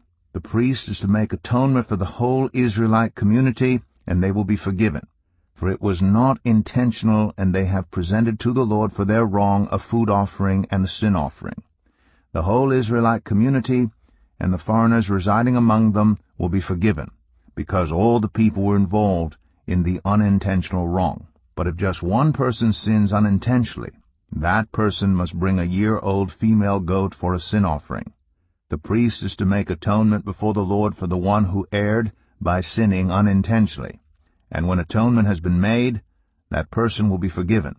One and the same law applies to everyone who sins unintentionally, whether a native-born Israelite or a foreigner residing among you. But anyone who sins defiantly, whether native-born or foreigner, blasphemes the Lord and must be cut off from the people of Israel. Because they have despised the Lord's word and broken his commands, they must surely be cut off. Their guilt remains on them. While the Israelites were in the wilderness, a man was found gathering wood on the Sabbath day. Those who found him gathering wood brought him to Moses and Aaron and the whole assembly. And they kept him in custody because it was not clear what should be done to him. Then the Lord said to Moses, "The man must die. The whole assembly must stone him outside the camp." So the assembly took him outside the camp and stoned him to death as the Lord commanded Moses. The Lord said to Moses, "Speak to the Israelites and say to them, Throughout the generations to come you are to make tassels on the corners of your garments with a blue cord on each tassel. You will have these tassels to look at, and so you will remember all the commands of the Lord, that you may obey them and not prostitute yourselves by chasing after the lusts of your own hearts and eyes. Then you will remember to obey all my commands and will be consecrated to your God. I am the Lord your God, who brought you out of Egypt to be your God. I am the Lord your God." Numbers 16. Korah, son of Izhar, the son of Kohath, the son of Levi, and certain Reubenites, Dathan and Abiram, sons of Eliab, and On, son of Peleth, became insolent and rose up against Moses. With them were 250 Israelite men, well-known community leaders who had been appointed members of the council. They came as a group to oppose Moses and Aaron and said to them, "You have gone too far. The whole community is holy, every one of them, and the Lord is with them. Why then do you set yourselves above the Lord's assembly?" When Moses heard this, he fell face down. Then he said to Korah and all his followers, "In the morning the Lord will show who belongs to him and who is holy, and he will have that person come near him. The man he chooses he will cause to come near him. You, Korah, and all your followers are to do this. Take censers, and tomorrow put burning coals and incense in them before the Lord. The man the Lord chooses will be the one who is holy. You Levites have gone too far." Moses also said to Korah, "Now listen, you Levites. Isn't it enough for you that the God of Israel has separated you from the rest of the Israelite community and brought you near himself to do the work at the Lord's tabernacle and to stand before the community and minister to them? He has brought you and all your fellow Levites near himself, but now you are trying to get the priesthood too. It is against the Lord that you and all your followers have banded together. Who is Aaron that you should grumble against him?" Then Moses summoned Dathan and Abiram, the sons of Eliab, but they said, "We will not come. Isn't it enough that you have brought us up out of a land flowing with milk and honey to kill us in the wilderness? And now you also want to lord it over us? Moreover, You haven't brought us into a land flowing with milk and honey, or given us an inheritance of fields and vineyards. Do you want to treat these men like slaves? No, we will not come." Then Moses became very angry and said to the Lord, "Do not accept their offering. I have not taken so much as a donkey from them, nor have I wronged any of them." Moses said to Korah, "You and all your followers are to appear before the Lord tomorrow, you and they and Aaron. Each man is to take his censer and put incense in it, 250 censers in all, and present it before the Lord. You and Aaron are to present your censers also." So each of them took his censer, put burning coals and incense in it, and stood with Moses and Aaron at the entrance to the tent of meeting. When Korah had gathered all his followers in opposition to them at the entrance to the tent of meeting, the glory of the Lord appeared to the entire assembly. The Lord said to Moses and Aaron, "Separate yourselves from this assembly, so I can put an end to them at once." But Moses and Aaron fell face down and cried out, "O God, the God who gives breath to all living things, will you be angry with the entire assembly when only one man sins?" Then the Lord said to Moses, "Say to the assembly, 'Move away from the tents of Korah, Dathan, and Abiram.'" Moses got up and went to Dathan and Abiram, and the elders of Israel followed him. He warned the assembly, "Move back from the tents of these wicked men. Do not touch anything belonging to them, or you will be swept away because of all their sins." So they moved away from the tents of Korah, Dathan, and Abiram. Dathan and Abiram had come out and were standing with their wives, children, and little ones at the entrances to their tents. Then Moses said, "This is how you will know that the Lord has sent me to do all these things, and that it was not my idea. If these men die a natural death and suffer the fate of all mankind, then the Lord has not sent me. But if the Lord brings about something totally new, and the earth opens its mouth and swallows them, with everything that belongs to them, and they go down alive into the realm of the dead, then you will know that these men have treated the Lord with contempt." As soon as he finished saying all this, the ground under them split apart, and the earth opened its mouth and swallowed them, and their households, and all those associated with Korah, together with their possessions. They went down alive into the realm of the dead, with everything they owned. The earth closed over them, and they perished, and were gone from the community. At their cries, all the Israelites around them fled, shouting, "The earth is going to swallow us too." And fire came out from the Lord, and consumed the 250 men who were offering the incense. The Lord said to Moses, "Tell Eleazar son of Aaron, the priest, to remove the censers from the charred remains, and scatter the coals some distance away, for the censers are holy, the censers of the men who sinned at the cost of their lives. Hammer the censers into sheets to overlay the altar, for they were presented before the Lord and have become holy. Let them be a sign to the Israelites." So Eleazar the priest collected the bronze censers brought by those who had been burned to death, and he had them hammered out to overlay the altar, as the Lord directed him through Moses. This was to remind the Israelites that no one except a descendant of Aaron should come to burn incense before the Lord, or he would become like Korah and his followers. The next day the whole Israelite community grumbled against Moses and Aaron. "You have killed the Lord's people," they said. But when the assembly gathered in opposition to Moses and Aaron and turned toward the tent of meeting, suddenly the cloud covered it, and the glory of the Lord appeared. Then Moses and Aaron went to the front of the tent of meeting, and the Lord said to Moses, "Get away from this assembly, so I can put an end to them at once." And they fell face down.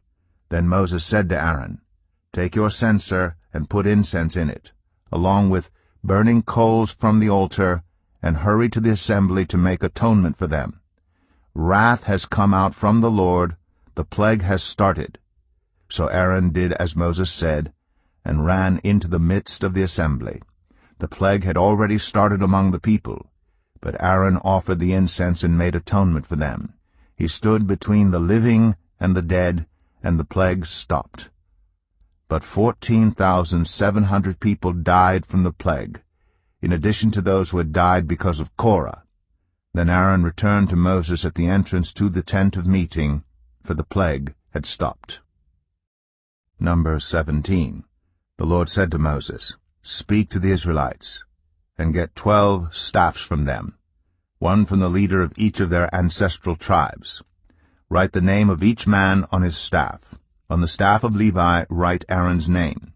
But there must be one staff for the head of each ancestral tribe. Place them in the tent of meeting in front of the ark of the covenant law, where I meet with you. The staff belonging to the man I choose will sprout, and I will rid myself of this constant grumbling against you by the Israelites." So Moses spoke to the Israelites, and their leaders gave him 12 staffs, one for the leader of each of their ancestral tribes. And Aaron's staff was among them. Moses placed the staffs before the Lord in the tent of the covenant law. The next day Moses entered the tent and saw that Aaron's staff, which represented the tribe of Levi, had not only sprouted, but had budded, blossomed, and produced almonds. Then Moses brought out all the staffs from the Lord's presence to all the Israelites. They looked at them, and each of the leaders took his own staff. The Lord said to Moses, "Put back Aaron's staff in front of the ark of the covenant law, to be kept as a sign to the rebellious. This will put an end to their grumbling against me, so that they will not die." Moses did just as the Lord commanded him. The Israelites said to Moses, "We will die. We are lost. We are all lost. Anyone who even comes near the tabernacle of the Lord will die. Are we all going to die?" Numbers 18. The Lord said to Aaron, "You, your sons and your family, are to bear the responsibility for offenses connected with the sanctuary. And you and your sons alone are to bear the responsibility for offenses connected with the priesthood. Bring your fellow Levites from your ancestral tribe to join you and assist you when you and your sons minister before the tent of the covenant law. They are to be responsible to you and are to perform all the duties of the tent, but they must not go near the furnishings of the sanctuary or the altar. Otherwise both they and you will die. They are to join you and be responsible for the care of the tent of meeting, all the work at the tent, and no one else may come near where you are. You are to be responsible for the care of the sanctuary and the altar, so that my wrath will not fall on the Israelites again. I myself have selected your fellow Levites from among the Israelites as a gift to you, dedicated to the Lord to do the work at the tent of meeting. But only you and your sons may serve as priests in connection with everything at the altar and inside the curtain. I am giving you the service of the priesthood as a gift. Anyone else who comes near the sanctuary is to be put to death." Then the Lord said to Aaron, "I myself have put you in charge of the offerings presented to me. All the holy offerings the Israelites give me, I give to you and your sons as your portion, your perpetual share. You are to have the part of the most holy offerings that is kept from the fire. From all the gifts they bring me as most holy offerings, whether grain or sin or guilt offerings, that part belongs to you and your sons.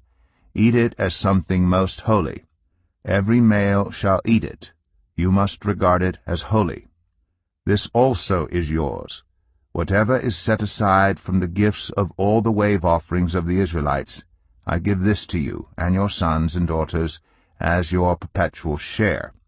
Everyone in your household who is ceremonially clean may eat it. I give you all the finest olive oil, and all the finest new wine and grain they give the Lord as the first fruits of their harvest. All the land's first fruits that they bring to the Lord will be yours. Everyone in your household who is ceremonially clean may eat it. Everything in Israel that is devoted to the Lord is yours. The first offspring of every womb, both human and animal, that is offered to the Lord is yours. But you must redeem every firstborn son and every firstborn male of unclean animals. When they are a month old, you must redeem them at the redemption price set at 5 shekels of silver, according to the sanctuary shekel, which weighs 20 gerahs. But you must not redeem the firstborn of a cow, a sheep, or a goat. They are holy. Splash their blood against the altar, and burn their fat as a food offering, an aroma pleasing to the Lord. Their meat is to be yours, just as the breast of the wave offering and the right thigh are yours. Whatever is set aside from the holy offerings the Israelites present to the Lord, I give to you and your sons and daughters as your perpetual share. It is an everlasting covenant of salt before the Lord for both you and your offspring. The Lord said to Aaron, "You will have no inheritance in their land, nor will you have any share among them. I am your share and your inheritance among the Israelites. I give to the Levites all the tithes in Israel as their inheritance in return for the work they do while serving at the tent of meeting. From now on the Israelites must not go near the tent of meeting, or they will bear the consequences of their sin and will die. It is the Levites who are to do the work at the tent of meeting and bear the responsibility for any offenses they commit against it. This is a lasting ordinance for the generations to come. They will receive no inheritance among the Israelites. Instead, I give to the Levites as their inheritance the tithes that the Israelites present as an offering to the Lord. That is why I said concerning them, they will have no inheritance among the Israelites."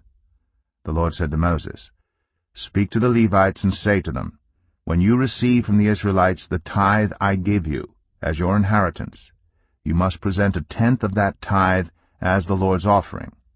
Your offering will be reckoned to you as grain from the threshing floor or juice from the winepress. In this way you also will present an offering to the Lord from all the tithes you receive from the Israelites. From these tithes you must give the Lord's portion to Aaron the priest. You must present as the Lord's portion the best and holiest part of everything given to you. Say to the Levites, when you present the best part, it will be reckoned to you as the product of the threshing floor or the winepress. You and your households may eat the rest of it anywhere, for it is your wages for your work at the tent of meeting. By presenting the best part of it, you will not be guilty in this matter. Then you will not defile the holy offerings of the Israelites, and you will not die."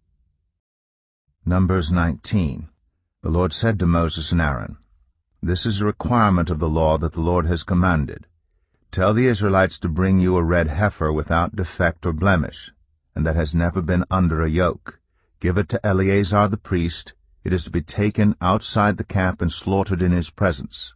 Then Eleazar the priest is to take some of its blood on his finger and sprinkle it 7 times toward the front of the tent of meeting. While he watches, the heifer is to be burned, its hide, flesh, blood, and intestines. The priest is to take some cedar wood, hyssop, and scarlet wool, and throw them onto the burning heifer. After that the priest must wash his clothes and bathe himself with water. He may then come into the camp, but he will be ceremonially unclean till evening. The man who burns it must also wash his clothes and bathe with water, and he too will be unclean till evening. A man who is clean shall gather up the ashes of the heifer and put them in a ceremonially clean place outside the camp. They are to be kept by the Israelite community for use in the water of cleansing. It is for purification from sin. The man who gathers up the ashes of the heifer must also wash his clothes, and he too will be unclean till evening. This will be a lasting ordinance both for the Israelites and for the foreigners residing among them. Whoever touches a human corpse will be unclean for 7 days.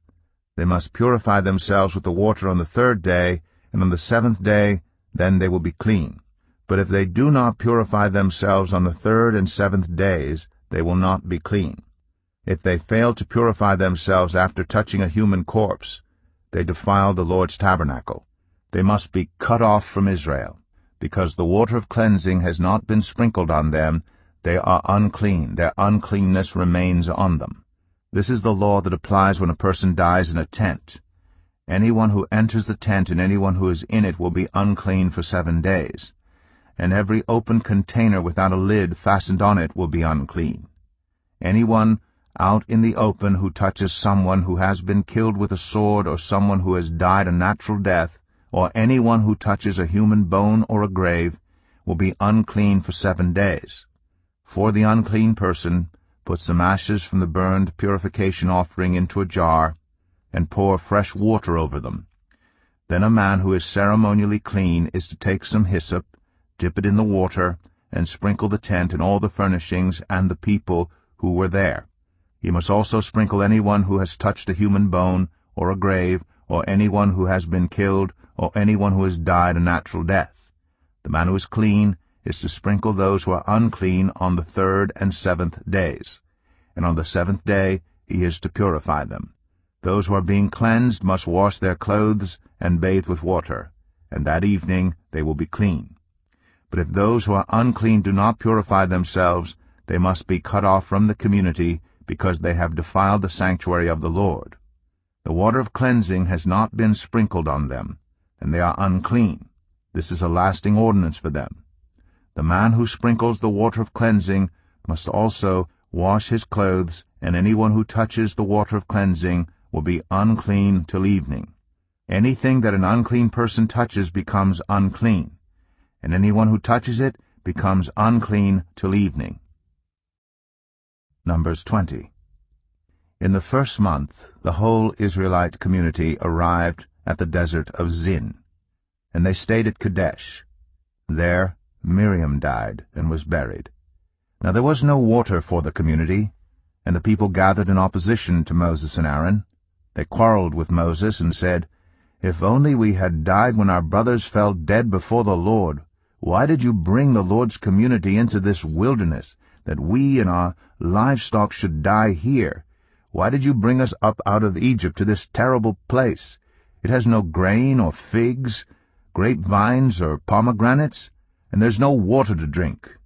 Moses and Aaron went from the assembly to the entrance to the tent of meeting and fell face down, and the glory of the Lord appeared to them.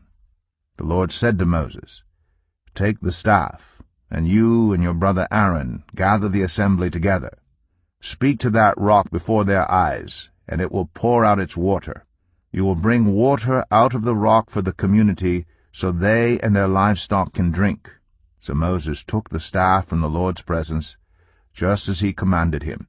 He and Aaron gathered the assembly together in front of the rock, and Moses said to them, "Listen, you rebels, must we bring you water out of this rock?"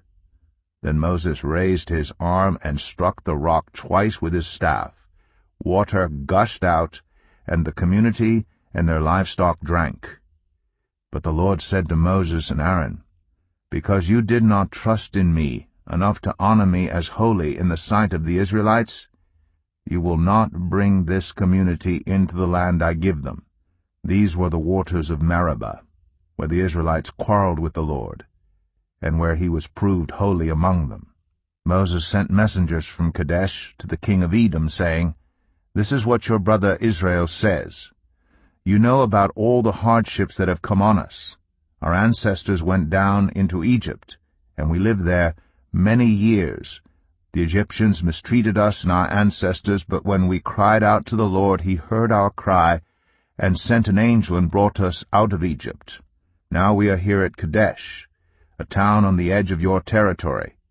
Please let us pass through your country. We will not go through any field or vineyard or drink water from any well. We will travel along the king's highway and not turn to the right or to the left until we have passed through your territory." But Edom answered, "You may not pass through here. If you try, we will march out and attack you with the sword." The Israelites replied, "We will go along the main road, and if we or our livestock drink any of your water, we will pay for it. We only want to pass through on foot, nothing else." Again they answered, "You may not pass through." Then Edom came out against them with a large and powerful army. Since Edom refused to let them go through their territory, Israel turned away from them. The whole Israelite community set out from Kadesh and came to Mount Hor. At Mount Hor, near the border of Edom, the Lord said to Moses and Aaron, "Aaron will be gathered to his people. He will not enter the land I give the Israelites, because both of you rebelled against my command at the waters of Meribah. Get Aaron and his son Eleazar and take them up Mount Hor. Remove Aaron's garments and put them on his son Eleazar, for Aaron will be gathered to his people. He will die there." Moses did as the Lord commanded. They went up Mount Hor in the sight of the whole community. Moses removed Aaron's garments and put them on his son Eleazar, and Aaron died there on top of the mountain. Then Moses and Eleazar came down from the mountain, and when the whole community learned that Aaron had died, all the Israelites mourned for him 30 days. Numbers 21. When the Canaanite king of Arad, who lived in the Negev, heard that Israel was coming along the road to Atharim, he attacked the Israelites and captured some of them. Then Israel made this vow to the Lord: "If you will deliver these people into our hands, we will totally destroy their cities." The Lord listened to Israel's plea and gave the Canaanites over to them. They completely destroyed them and their towns. So the place was named Hormah. They traveled from Mount Hor along the route to the Red Sea to go around Edom. But the people grew impatient on the way. They spoke against God and against Moses and said, "Why have you brought us up out of Egypt to die in the wilderness? There is no bread, there is no water, and we detest this miserable food." Then the Lord sent venomous snakes among them. They bit the people, and many Israelites died. The people came to Moses and said, "We sinned when we spoke against the Lord and against you. Pray that the Lord will take the snakes away from us." So Moses prayed for the people. The Lord said to Moses, "Make a snake and put it up on a pole. Anyone who is bitten can look at it and live." So Moses made a bronze snake and put it up on a pole. Then when anyone was bitten by a snake and looked at the bronze snake, they lived. The Israelites moved on and camped at Oboth. Then they set out from Oboth and camped in Abarim, in the wilderness that faces Moab toward the sunrise. From there they moved on and camped in the Zered valley. They set out from there and camped alongside the Arnon, which is in the wilderness extending into Amorite territory. The Arnon is the border of Moab, between Moab and the Amorites. That is why the book of the Wars of the Lord says, "Zahab in Suphah and the ravines, the Arnon and the slopes of the ravines that lead to the settlement of Ar and lie along the border of Moab." From there they continued on to Beer, the well where the Lord said to Moses, "Gather the people together, and I will give them water." Then Israel sang this song: "Spring up, O well, sing about it, about the well that the princes dug, that the nobles of the people sank, the nobles with scepters and staffs." Then they went from the wilderness to Mattanah, from Mattanah to Nahaliel, from Nahaliel to Bamoth, and from Bamoth to the valley in Moab, where the top of Pisgah overlooks the wasteland. Israel sent messengers to say to Sihon, king of the Amorites, "Let us pass through your country. We will not turn aside into any field or vineyard, or drink water from any well. We will travel along the king's highway until we have passed through your territory." But Sihon would not let Israel pass through his territory. He mustered his entire army and marched out into the wilderness against Israel. When he reached Jahaz, he fought with Israel. Israel, however, put him to the sword and took over his land from the Arnon to the Jabbok, but only as far as the Ammonites, because their border was fortified. Israel captured all the cities of the Amorites and occupied them, including Heshbon and all its surrounding settlements. Heshbon was the city of Sihon, king of the Amorites, who had fought against the former king of Moab, and had taken from him all his land as far as the Arnon. That is why the poets say, "Come to Heshbon and let it be rebuilt. Let Sihon's city be restored." Fire went out from Heshbon, a blaze from the city of Sihon. It consumed Ar of Moab, the citizens of Arnon's heights. Woe to you, Moab! You are destroyed, people of Chemosh. He has given up his sons as fugitives and his daughters as captives to Sihon, king of the Amorites. But we have overthrown them. Heshbon's dominion has been destroyed all the way to Dibon. We have demolished them as far as Nophah, which extends to Medeba. So Israel settled in the land of the Amorites. After Moses had sent spies to Jazer, the Israelites captured its surrounding settlements and drove out the Amorites who were there. Then they turned and went up along the road toward Bashan, and Og, king of Bashan, and his whole army marched out to meet them in battle at Edrei. The Lord said to Moses, "Do not be afraid of him, for I have delivered him into your hands, along with his whole army and his land. Do to him what you did to Sihon, king of the Amorites, who reigned in Heshbon." So they struck him down together with his sons and his whole army, leaving them no survivors. and they took possession of his land. Numbers 22. Then the Israelites traveled to the plains of Moab and camped along the Jordan across from Jericho. Now Balak son of Zippor saw all that Israel had done to the Amorites. And Moab was terrified because there were so many people. Indeed, Moab was filled with dread because of the Israelites. The Moabites said to the elders of Midian, "This horde is going to lick up everything around us, as an ox licks up the grass of the field." So Balak son of Zippor, who was king of Moab at that time, sent messengers to summon Balaam son of Beor, who was at Pethor, near the Euphrates River, in his native land. Balak said, "A people has come out of Egypt. They cover the face of the land and have settled next to me. Now come and put a curse on these people, because they are too powerful for me. Perhaps then I will be able to defeat them and drive them out of the land. For I know that whoever you bless is blessed, and whoever you curse is cursed." The elders of Moab and Midian left, taking with them the fee for divination. When they came to Balaam, they told him what Balak had said. "Spend the night here," Balaam said to them, "and I will report back to you with the answer the Lord gives me." So the Moabite officials stayed with him. God came to Balaam and asked, "Who are these men with you?" Balaam said to God, "Balak son of Zippor, king of Moab, sent me this message. A people that has come out of Egypt covers the face of the land. Now come and put a curse on them for me. Perhaps then I will be able to fight them and drive them away." But God said to Balaam, "Do not go with them. You must not put a curse on those people, because they are blessed." The next morning Balaam got up and said to Balak's officials, "Go back to your own country, for the Lord has refused to let me go with you." So the Moabite officials returned to Balak and said, "Balaam refused to come with us." Then Balak sent other officials, more numerous and more distinguished than the first. They came to Balaam and said, "This is what Balak son of Zippor says. Do not let anything keep you from coming to me, because I will reward you handsomely and do whatever you say. Come and put a curse on these people for me." But Balaam answered them, "Even if Balak gave me all the silver and gold in his palace, I could not do anything great or small to go beyond the command of the Lord my God. Now spend the night here so that I can find out what else the Lord will tell me."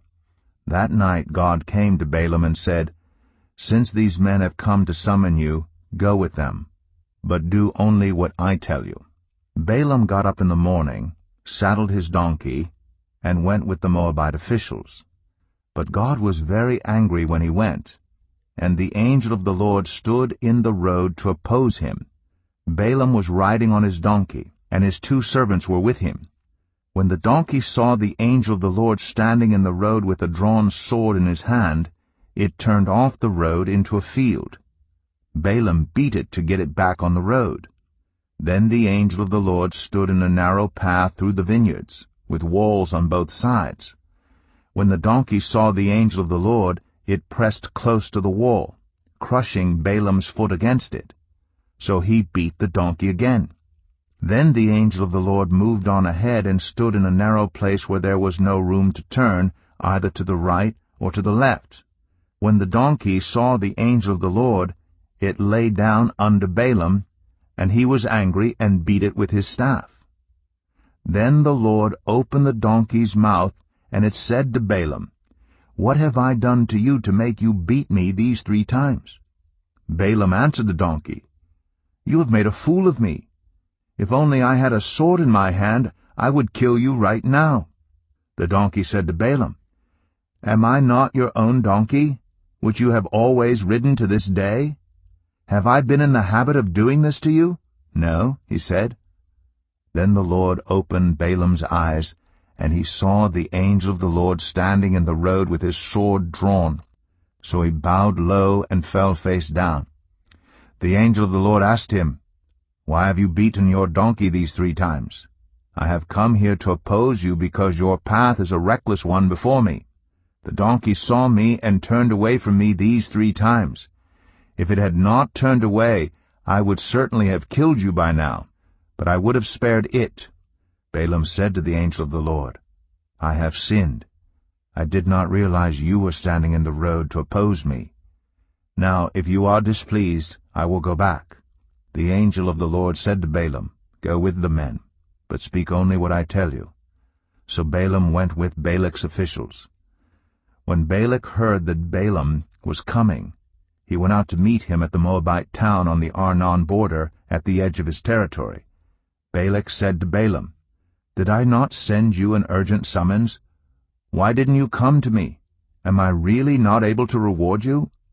Well, I have come to you now, Balaam replied. But I can't say whatever I please. I must speak only what God puts in my mouth. And then Balaam went with Balak to Kiriath-Huzoth. Balak sacrificed cattle and sheep, and gave some to Balaam and the officials who were with him. The next morning Balak took Balaam up to Bamoth Baal, and from there he could see the outskirts of the Israelite camp. Numbers 23. Balaam said, Build me 7 altars here, and prepare 7 bulls and 7 rams for me. Balak did as Balaam said, and the 2 of them offered a bull and a ram on each altar. Then Balaam said to Balak, Stay here beside your offering while I go aside. Perhaps the Lord will come to meet with me.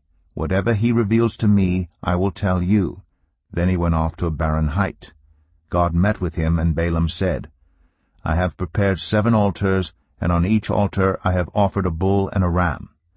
The Lord put a word in Balaam's mouth and said, Go back to Balak and give him this word. So he went back to him and found him standing beside his offering with all the Moabite officials. Then Balaam spoke his message. Balak brought me from Aram, the king of Moab from the eastern mountains. Come, he said, curse Jacob for me. Come, denounce Israel. How can I curse those whom God has not cursed? How can I denounce those whom the Lord has not denounced? From the rocky peaks I see them. From the heights I view them. I see a people who live apart and do not consider themselves one of the nations. Who can count the dust of Jacob, or number even 1/4 of Israel? Let me die the death of the righteous, and may my final end be like theirs. Balak said to Balaam, What have you done to me? I brought you to curse my enemies, but you have done nothing but bless them. He answered, Must I not speak what the Lord puts in my mouth? Then Balak said to him, Come with me to another place where you can see them. You will not see them all, but only the outskirts of their camp, and from there curse them for me. So he took him to the field of Zophim on the top of Pisgah, and there he built 7 altars and offered a bull and a ram on each altar. Balaam said to Balak, Stay here beside your offering while I meet with him over there. The Lord met with Balaam and put a word in his mouth and said, Go back to Balak and give him this word. So he went to him and found him standing beside his offering with the Moabite officials. Balak asked him, What did the Lord say? Then he spoke his message. Arise, Balak, and listen. Hear me, son of Zippor. God is not human, that he should lie, not a human being, that he should change his mind. Does he speak and then not act? Does he promise and not fulfill? I have received a command to bless. He has blessed, and I cannot change it. No misfortune is seen in Jacob, no misery observed in Israel. The Lord their God is with them. The shout of the king is among them. God brought them out of Egypt. They have the strength of a wild ox. There is no divination against Jacob, no evil omens against Israel. It will now be said of Jacob and of Israel, See what God has done. The people rise like a lioness. They rouse themselves like a lion that does not rest till it devours its prey and drinks the blood of its victims. Then Balak said to Balaam, Neither curse them at all nor bless them at all. Balaam answered, Did I not tell you I must do whatever the Lord says? Then Balak said to Balaam, Come, let me take you to another place. Perhaps it will please God to let you curse them for me from there. And Balak took Balaam to the top of Peor, overlooking the wasteland. Balaam said, Build me 7 altars here, and prepare 7 bulls and 7 rams for me. Balak did as Balaam had said, and offered a bull and a ram on each altar. Numbers 24. Now when Balaam saw that it pleased the Lord to bless Israel, he did not resort to divination as at other times, but turned his face toward the wilderness. When Balaam looked out and saw Israel encamped tribe by tribe, the Spirit of God came on him, and he spoke his message. The prophecy of Balaam son of Beor, the prophecy of one whose eye sees clearly, the prophecy of one who hears the words of God, who sees a vision from the Almighty, who falls prostrate, and whose eyes are opened. How beautiful are your tents, Jacob, your dwelling places, Israel! Like valleys they spread out, like gardens beside a river, like aloes planted by the Lord, like cedars beside the waters. Water will flow from their buckets, their seed will have abundant water. Their king will be greater than Agag, their kingdom will be exalted. God brought them out of Egypt. They have the strength of a wild ox. They devour hostile nations and break their bones in pieces. With their arrows they pierce them. Like a lion they crouch and lie down, like a lioness who dares to rouse them. May those who bless you be blessed, and those who curse you be cursed. Then Balak's anger burned against Balaam. He struck his hands together and said to him, I summoned you to curse my enemies, but you have blessed them these 3 times. Now leave at once and go home. I said I would reward you handsomely, but the Lord has kept you from being rewarded. Balaam answered Balak, Did I not tell the messengers you sent me, even if Balak gave me all the silver and gold in his palace, I could not do anything of my own accord, good or bad, to go beyond the command of the Lord, and I must say only what the Lord says. Now I am going back to my people, but come, let me warn you of what this people will do to your people in days to come. Then he spoke his message. The prophecy of Balaam son of Beor, the prophecy of one whose eye sees clearly, the prophecy of one who hears the words of God, who has knowledge from the Most High, who sees a vision from the Almighty, who falls prostrate, and whose eyes are opened. I see him, but not now. I behold him, but not near. A star will come out of Jacob, a scepter will rise out of Israel. He will crush the foreheads of Moab, the skulls of all the people of Sheth. Edom will be conquered, Seir his enemy will be conquered, but Israel will grow strong. A ruler will come out of Jacob and destroy the survivors of the city. Then Balaam saw Amalek and spoke his message. Amalek was first among the nations, but their end will be utter destruction. Then he saw the Kenites and spoke his message. Your dwelling place is secure. Your nest is set in a rock. Yet you Kenites will be destroyed when Asshur takes you captive. Then he spoke his message. Alas, who can live when God does this? Ships will come from the shores of Cyprus. They will subdue Asshur and Eber, but they too will come to ruin. Then Balaam got up and returned home, and Balak went his own way. Numbers 25. While Israel was staying in Shittim, the men began to indulge in sexual immorality with Moabite women, who invited them to the sacrifices to their gods. The people ate the sacrificial meal and bowed down before these gods. So Israel yoked themselves to the Baal of Peor, and the Lord's anger burned against them. The Lord said to Moses, Take all the leaders of these people, kill them and expose them in broad daylight before the Lord, so that the Lord's fierce anger may turn away from Israel. So Moses said to Israel's judges, Each of you must put to death those of your people who have yoked themselves to the Baal of Peor. Then an Israelite man brought into the camp a Midianite woman right before the eyes of Moses and the whole assembly of Israel, while they were weeping at the entrance to the tent of meeting. When Phinehas, son of Eleazar, the son of Aaron, the priest, saw this, he left the assembly, took a spear in his hand, and followed the Israelite into the tent. He drove the spear into both of them, right through the Israelite man and into the woman's stomach. Then the plague against the Israelites was stopped. But those who died in the plague numbered 24,000. The Lord said to Moses, Phinehas, son of Eleazar, the son of Aaron, the priest, has turned my anger away from the Israelites. Since he was as zealous for my honor among them as I am, I did not put an end to them in my zeal. Therefore tell him I am making my covenant of peace with him. He and his descendants will have a covenant of a lasting priesthood, because he was zealous for the honor of his God and made atonement for the Israelites. The name of the Israelite who was killed with the Midianite woman was Zimri, son of Salu, the leader of a Simeonite family. And the name of the Midianite woman who was put to death was Cozbi, daughter of Zur, a tribal chief of a Midianite family. The Lord said to Moses, "Treat the Midianites as enemies and kill them. They treated you as enemies when they deceived you in the Peor incident involving their sister Cozbi, the daughter of a Midianite leader, the woman who was killed when the plague came as a result of that incident." Numbers 26. After the plague, the Lord said to Moses and Eleazar, son of Aaron, the priest, "Take a census of the whole Israelite community by families, all those 20 years old or more who are able to serve in the army of Israel."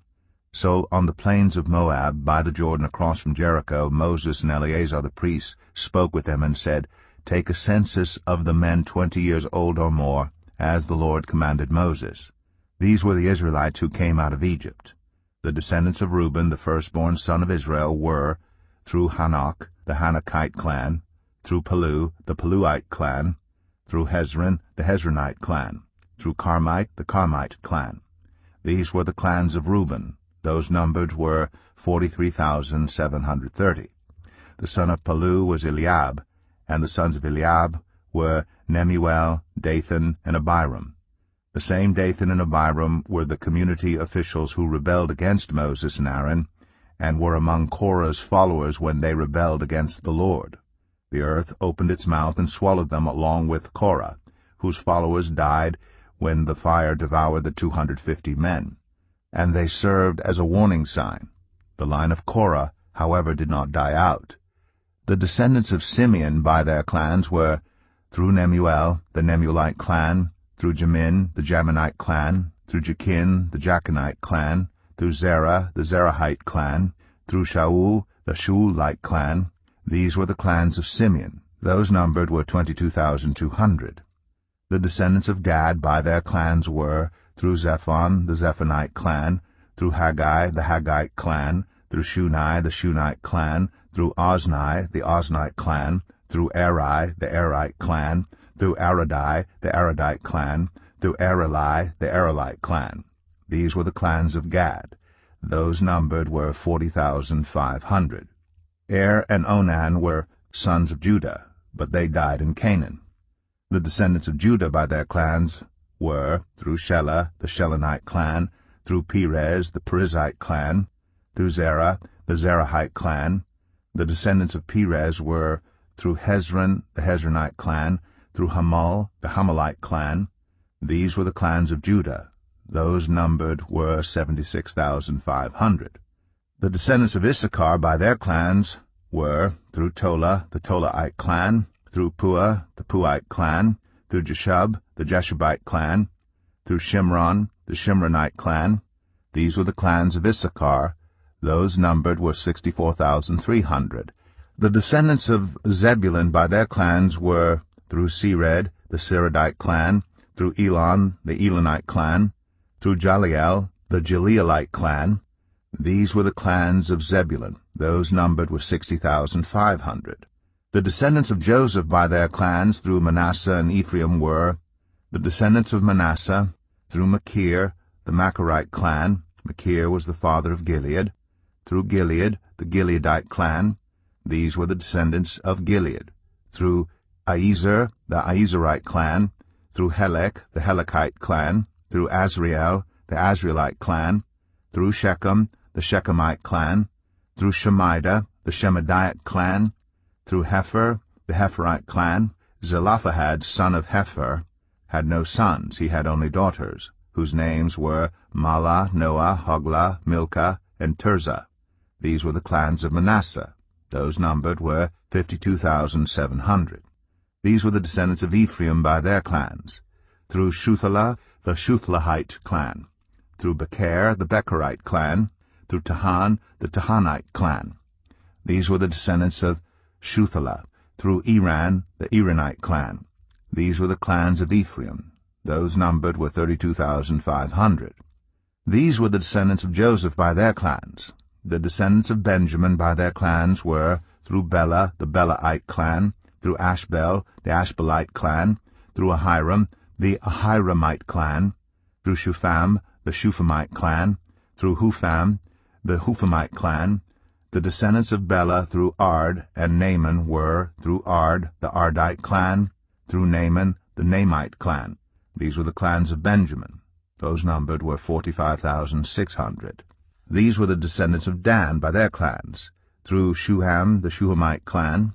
These were the clans of Dan. All of them were Shuhamite clans, and those numbered were 64,400.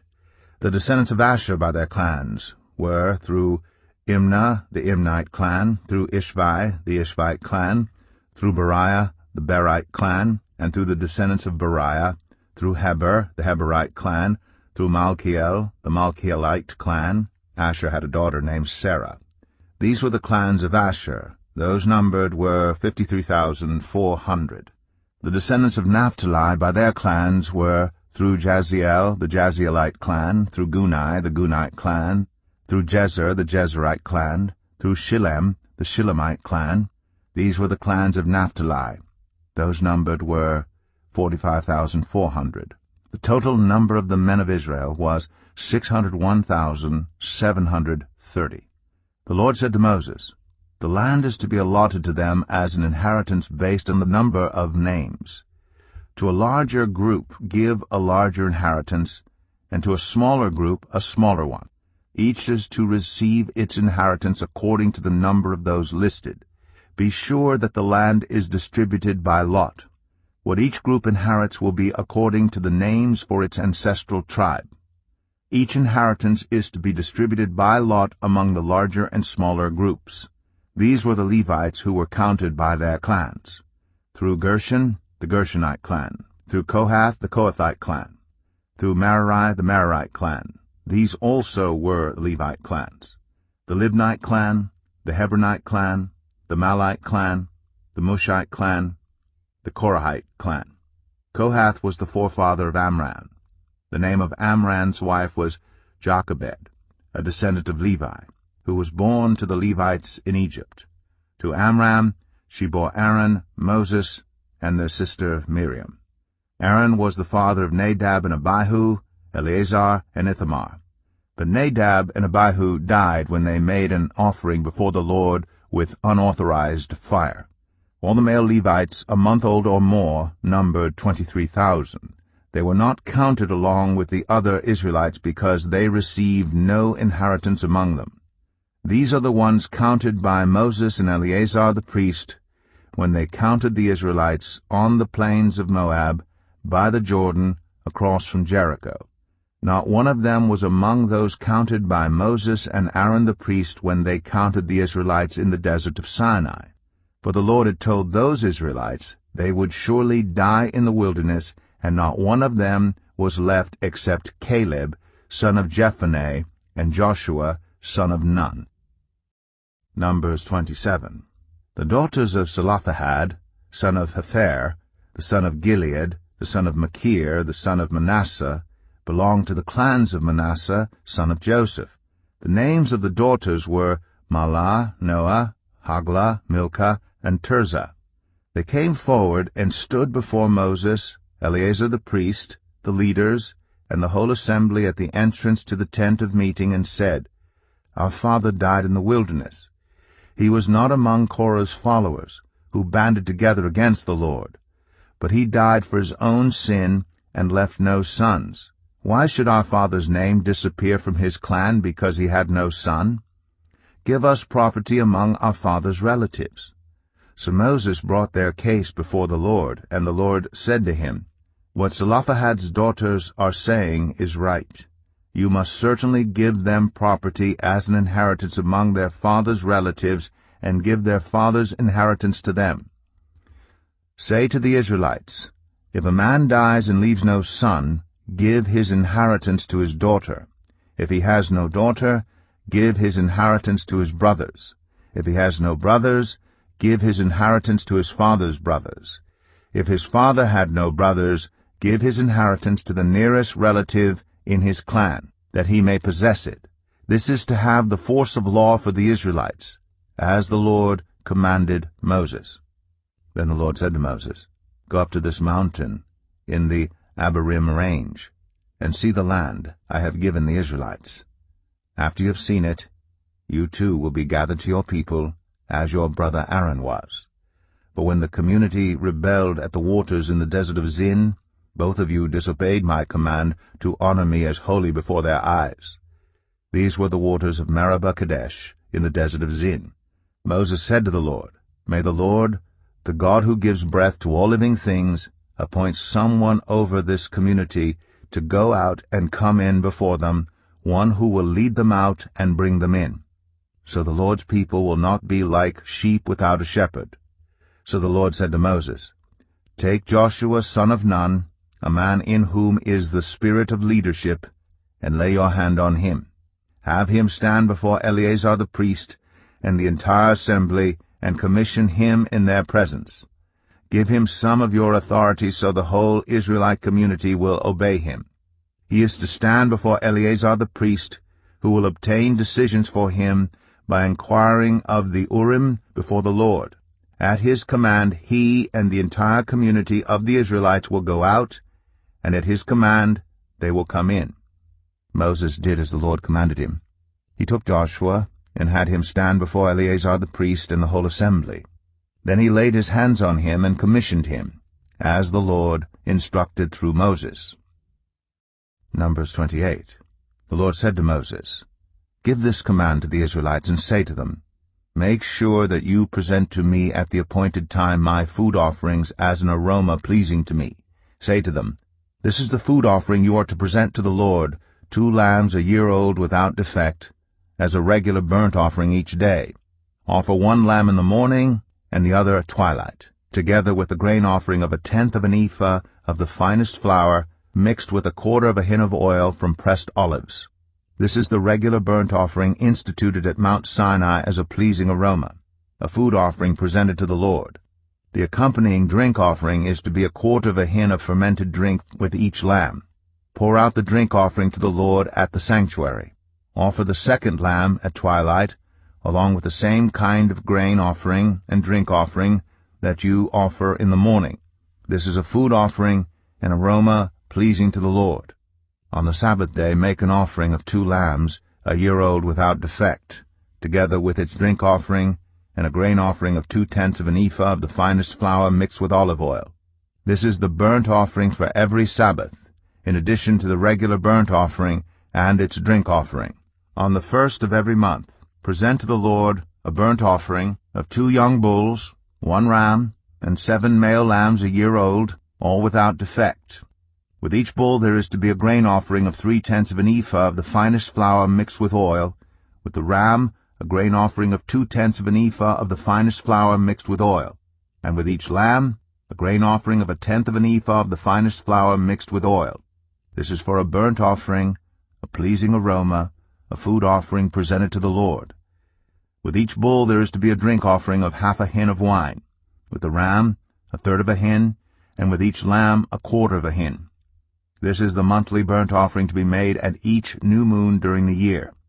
Besides the regular burnt offering with its drink offering, 1 male goat is to be presented to the Lord as a sin offering. On the 14th day of the 1st month, the Lord's Passover is to be held. On the 15th day of this month there is to be a festival. For 7 days eat bread made without yeast. On the 1st day hold a sacred assembly and do no regular work. Present to the Lord a food offering consisting of a burnt offering of 2 young bulls, 1 ram, and 7 male lambs a year old, all without defect. With each bull offer a grain offering of 3/10 of an ephah of the finest flour mixed with oil. With the ram 2/10, and with each of the 7 lambs 1/10. Include 1 male goat as a sin offering to make atonement for you. Offer these in addition to the regular morning burnt offering. In this way, Present the food offering every day for 7 days as an aroma pleasing to the Lord. It is to be offered in addition to the regular burnt offering and its drink offering.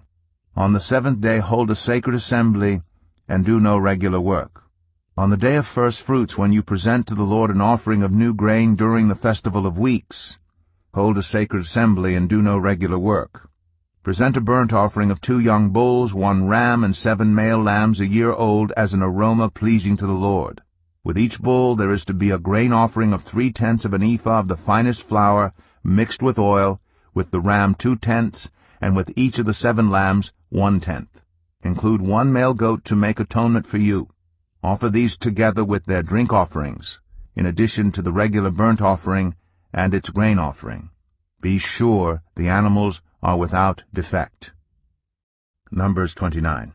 On the first day of the 7th month, hold a sacred assembly and do no regular work. It is a day for you to sound the trumpets. As an aroma pleasing to the Lord, offer a burnt offering of 1 young bull, 1 ram, and 7 male lambs a year old, all without defect. With the bull, offer a grain offering of 3/10 of an ephah of the finest flour mixed with olive oil, with the ram 2/10, and with each of the 7 lambs 1/10. Include 1 male goat as a sin offering to make atonement for you. These are in addition to the monthly and daily burnt offerings with their grain offerings and drink offerings as specified. They are food offerings presented to the Lord, a pleasing aroma. On the 10th day of this 7th month, hold a sacred assembly. You must deny yourselves and do no work. Present as an aroma pleasing to the Lord a burnt offering of 1 young bull, 1 ram, and 7 male lambs a year old, all without defect. With the bull, offer a grain offering of 3/10 of an ephah of the finest flour mixed with oil, with the ram 2/10, and with each of the 7 lambs 1/10.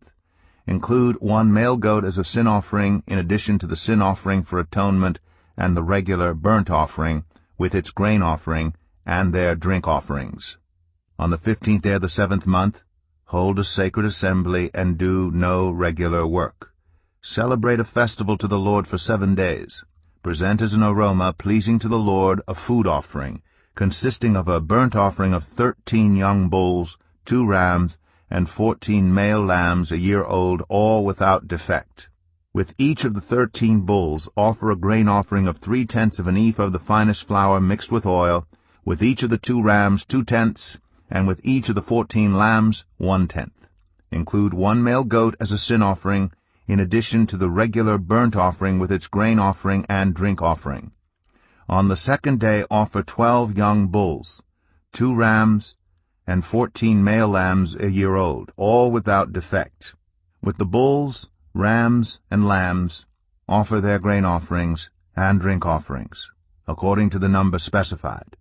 Include 1 male goat as a sin offering, in addition to the regular burnt offering with its grain offering and their drink offerings. On the 3rd day offer 11 bulls, 2 rams, and 14 male lambs a year old, all without defect. With the bulls, rams, and lambs, offer their grain offerings and drink offerings according to the number specified. Include 1 male goat as a sin offering, in addition to the regular burnt offering with its grain offering and drink offering. On the 4th day offer 10 bulls, 2 rams, and 14 male lambs a year old, all without defect. With the bulls, rams, and lambs, offer their grain offerings and drink offerings according to the number specified. Include 1 male goat as a sin offering, in addition to the regular burnt offering with its grain offering and drink offering. On the 5th day offer 9 bulls, 2 rams, and 14 male lambs a year old, all without defect. With the bulls, rams, and lambs, offer their grain offerings and drink offerings according to the number specified. Include 1 male goat as a sin offering, in addition to the regular burnt offering with its grain offering and drink offering. On the 6th day, offer 8 bulls, 2 rams, and 14 male lambs a year old, all without defect. With the bulls, rams, and lambs, offer their grain offerings and drink offerings according to the number specified. Include 1 male goat as a sin offering, in addition to the regular burnt offering with its grain offering and drink offering. On the 7th day offer 7 bulls, 2 rams, and 14 male lambs a year old, all without defect. With the bulls, rams, and lambs, offer their grain offerings and drink offerings according to the number specified. Include 1 male goat as a sin offering, in addition to the regular burnt offering with its grain offering and drink offering. On the 8th day, hold a closing special assembly and do no regular work. Present as an aroma pleasing to the Lord a food offering consisting of a burnt offering of 1 bull, 1 ram, and 7 male lambs a year old, all without defect. With the bull, the ram, and the lambs offer their grain offerings and drink offerings according to the number specified. Include 1 male goat as a sin offering, in addition to the regular burnt offering with its grain offering and drink offering. In addition to what you vow and your freewill offerings, offer these to the Lord at your appointed festivals: your burnt offerings, grain offerings, drink offerings, and fellowship offerings. Moses told the Israelites all that the Lord commanded him. Numbers 30. Moses said to the heads of the tribes of Israel, "This is what the Lord commands. When a man makes a vow to the Lord or takes an oath to obligate himself by a pledge, he must not break his word, but must do everything he said. When a young woman, still living in her father's household, makes a vow to the Lord or obligates herself by a pledge, and her father hears about her vow or pledge but says nothing to her, then all her vows and every pledge by which she obligated herself will stand. But if her father forbids her when he hears about it, none of her vows or the pledges by which she obligated herself will stand. The Lord will release her because her father has forbidden her. If she marries after she makes a vow, or after her lips utter a rash promise by which she obligates herself, and her husband hears about it but says nothing to her, then her vows or the pledges by which she obligated herself will stand. But if her husband forbids her when he hears about it, he nullifies the vow that obligates her or the rash promise by which she obligates herself, and the Lord will release her. Any vow or obligation taken by a widow or divorced woman will be binding on her.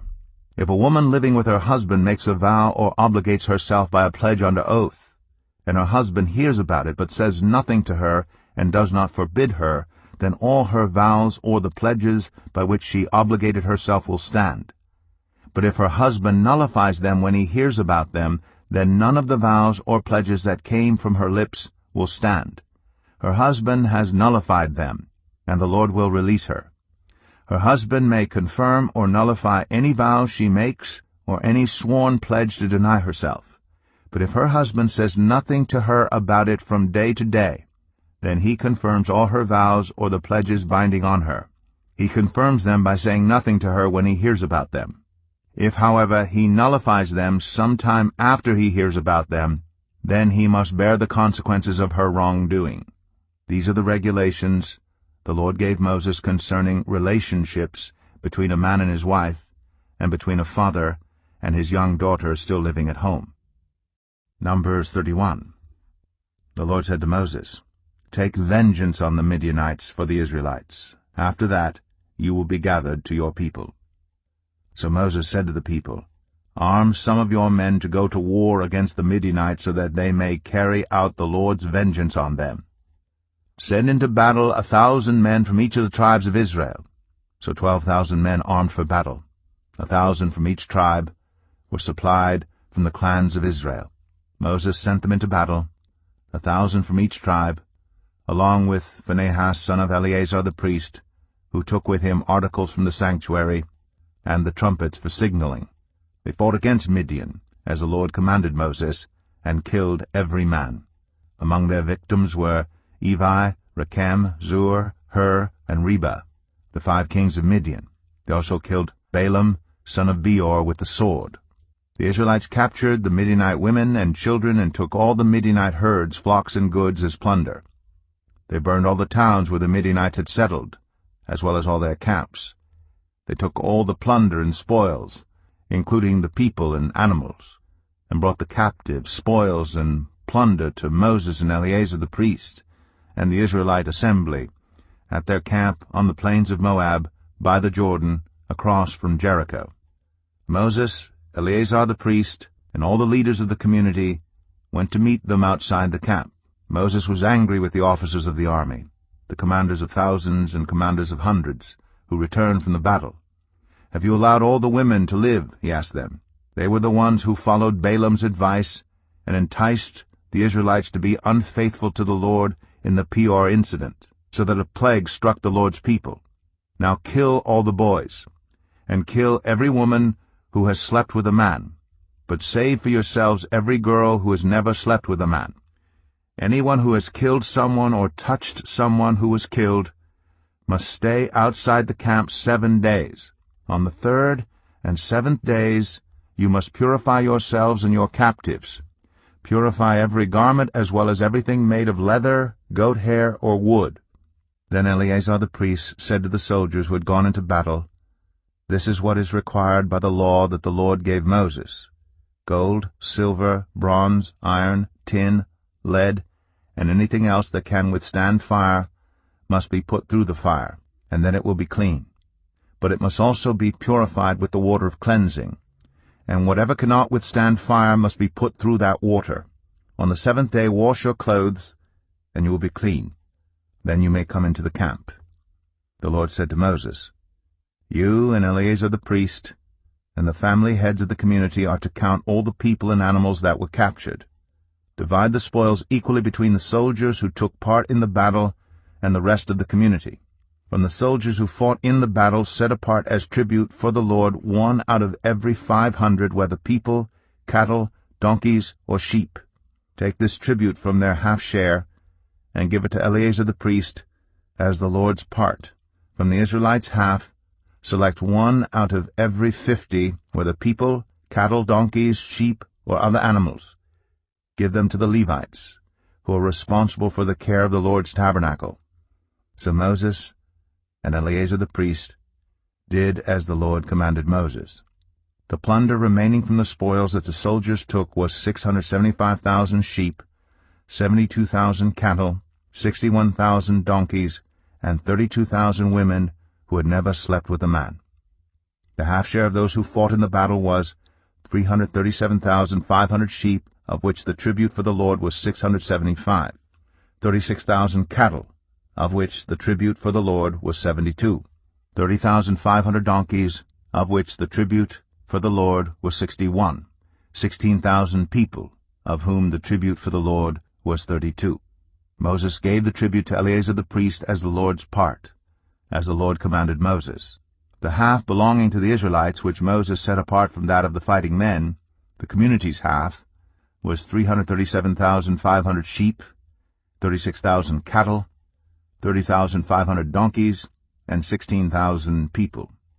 From the Israelites' half, Moses selected 1 out of every 50 people and animals, as the Lord commanded him, and gave them to the Levites, who were responsible for the care of the Lord's tabernacle. Then the officers who were over the units of the army, the commanders of thousands and commanders of hundreds, went to Moses and said to him, "Your servants have counted the soldiers under our command, and not one is missing. So we have brought as an offering to the Lord the gold articles each of us acquired, armlets, bracelets, signet rings, earrings, and necklaces, to make atonement for ourselves before the Lord." Moses and Eleazar the priest accepted from them the gold, all the crafted articles, all the gold from the commanders of thousands and commanders of hundreds that Moses and Eleazar presented as a gift to the Lord, weighed 16,750 shekels. Each soldier had taken plunder for himself. Moses and Eleazar the priest accepted the gold from the commanders of thousands and commanders of hundreds, and brought it into the tent of meeting as a memorial for the Israelites before the Lord. Numbers 32. The Reubenites and Gadites, who had very large herds and flocks, saw that the lands of Jazer and Gilead were suitable for livestock. So they came to Moses and Eleazar the priest, and to the leaders of the community, and said, "Adaroth, Dibon, Jazer, Nimrah, Heshbon, Elealeh, Sebam, Nebo, and Boan, the land the Lord subdued before the people of Israel, are suitable for livestock, and your servants have livestock. If we have found favor in your eyes," they said, "let this land be given to your servants as our possession. Do not make us cross the Jordan." Moses said to the Gadites and Reubenites, "Should your fellow Israelites go to war while you sit here? Why do you discourage the Israelites from crossing over into the land the Lord has given them? This is what your fathers did when I sent them from Kadesh-barnea to look over the land. After they went up to the valley of Eshcol and viewed the land, they discouraged the Israelites from entering the land the Lord had given them. The Lord's anger was aroused that day, and he swore this oath: because they have not followed me wholeheartedly, not one of those who were 20 years old or more when they came up out of Egypt will see the land I promised on oath to Abraham, Isaac, and Jacob. Not one except Caleb, son of Jephunneh, the Kenizzite, and Joshua, son of Nun, for they followed the Lord wholeheartedly. The Lord's anger burned against Israel, and he made them wander in the wilderness 40 years until the whole generation of those who had done evil in his sight was gone. And here you are, a brood of sinners, standing in the place of your fathers and making the Lord even more angry with Israel. If you turn away from following him, he will again leave all this people in the wilderness, and you will be the cause of their destruction." Then they came up to him and said, "We would like to build pens here for our livestock and cities for our women and children. But we will arm ourselves for battle and go ahead of the Israelites until we have brought them to their place. Meanwhile our women and children will live in fortified cities for protection from the inhabitants of the land.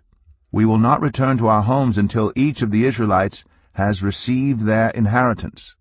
We will not receive any inheritance with them on the other side of the Jordan, because our inheritance has come to us on the east side of the Jordan." Then Moses said to them, "If you will do this, if you will arm yourselves before the Lord for battle, and if all of you who are armed cross over the Jordan before the Lord until he has driven his enemies out before him, then when the land is subdued before the Lord, you may return and be free from your obligation to the Lord and to Israel, and this land will be your possession before the Lord. But if you fail to do this, you will be sinning against the Lord, and you may be sure that your sin will find you out. Build cities for your women and children, and pens for your flocks, but do what you have promised." The Gadites and Reubenites said to Moses, "We your servants will do as our Lord commands. Our children and wives, our flocks and herds, will remain here in the cities of Gilead. But your servants, every man who is armed for battle, will cross over to fight before the Lord, just as our Lord says." Then Moses gave orders about them to Eleazar the priest and Joshua son of Nun, and to the family heads of the Israelite tribes. He said to them, "If the Gadites and Reubenites, every man armed for battle, cross over the Jordan with you before the Lord, then when the land is subdued before you, you must give them the land of Gilead as their possession. But if they do not cross over with you armed, they must accept their possession with you in Canaan." The Gadites and Reubenites answered, "Your servants will do what the Lord has said. We will cross over before the Lord into Canaan armed, but the property we inherit will be on this side of the Jordan." Then Moses gave to the Gadites, the Reubenites, and the half-tribe of Manasseh, son of Joseph, the kingdom of Sihon, king of the Amorites, and the kingdom of Og, king of Bashan, the whole land with its cities and the territory around them. The Gadites built up Dibon, Ataroth, Aroer, Atroth, Shophan, Jazer, Jogbehah, Beth-Nimrah, and Beth-Haran as fortified cities, and built pens for their flocks. And the Reubenites rebuilt Heshbon, Elealeh, and Kiriathaim, as well as Nebo and Baal-meon. These names were changed, and Sibmah. They gave names to the cities they rebuilt. The descendants of Machir, son of Manasseh, went to Gilead, captured it, and drove out the Amorites who were there. So Moses gave Gilead to the Machirites, the descendants of Manasseh, and they settled there. Jair, a descendant of Manasseh, captured their settlements, and called them Havoth-Jair. And Nobah captured Kenath and its surrounding settlements, and called it Nobah after himself. Numbers 33. Here are the stages in the journey of the Israelites when they came out of Egypt by divisions under the leadership of Moses and Aaron. At the Lord's command, Moses recorded the stages in their journey. This is their journey by stages. The Israelites set out from Ramses on the 15th day of the first month, the day after the Passover. They marched out defiantly, in full view of all the Egyptians, who were burying all their firstborn, whom the Lord had struck down among them. For the Lord had brought judgment on their gods. The Israelites left Ramses and camped at Succoth. They left Succoth and camped at Etham, on the edge of the desert. They left Etham, turned back to Pi-Hahiroth, to the east of Baal-Zephon, and camped near Migdol. They left Pi-Hahiroth and passed through the sea into the desert. And when they had traveled for 3 days in the desert of Etham, they camped at Marah. They left Marah and went to Elim, where there were 12 springs and 70 palm trees, and they camped there. They left Elim and camped by the Red Sea. They left the Red Sea and camped in the desert of Sin. They left the desert of Sin and camped at Dophkah. They left Dophkah and camped at Alush. They left Alush and camped at Rephidim, where there was no water for the people to drink. They left Rephidim and camped in the desert of Sinai. They left the desert of Sinai and camped at Kibroth Hattaavah. They left Kibroth Hattaavah and camped at Hazeroth. They left Hazeroth and camped at Rithmah. They left Rithmah and camped at Rimmon Perez. They left Rimmon Perez and camped at Libnah. They left Libnah and camped at Rissah. They left Rissah and camped at Kehelatha. They left Kehelatha and camped at Mount Shepher. They left Mount Shepher and camped at Haradah. They left Haradah and camped at Makheloth. They left Makheloth and camped at Tahath. They left Tahath and camped at Terah. They left Terah and camped at Mithkah. They left Mithkah and camped at Hashmanah. They left Hashmanah and camped at Moseroth. They left Moseroth and camped at Bnei Jacan. They left Bnei Jacan and camped at Hor Haggidgad. They left Hor Haggidgad and camped at Jotbathah. They left Jotbathah and camped at Abrona. They left Abrona and camped at Ezion-Geber. They left Ezion-Geber and camped at Kadesh in the desert of Zin. They left Kadesh and camped at Mount Hor on the border of Edom. At the Lord's command, Aaron the priest went up Mount Hor, where he died on the 1st day of the 5th month of the 40th year after the Israelites came out of Egypt. Aaron was 123 years old when he died on Mount Hor. The Canaanite king of Arad, who lived in the Negev of Canaan, heard that the Israelites were coming. They left Mount Hor and camped at Zalmanah. They left Zalmanah and camped at Punon. They left Punon and camped at Oboth. They left Oboth and camped at Ayi-Abarim, on the border of Moab.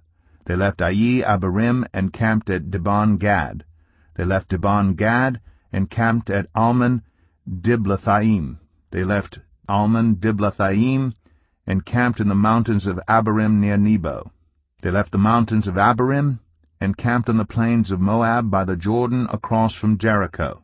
There on the plains of Moab they camped along the Jordan from Beth-Jeshemeth to Abel-Shittim.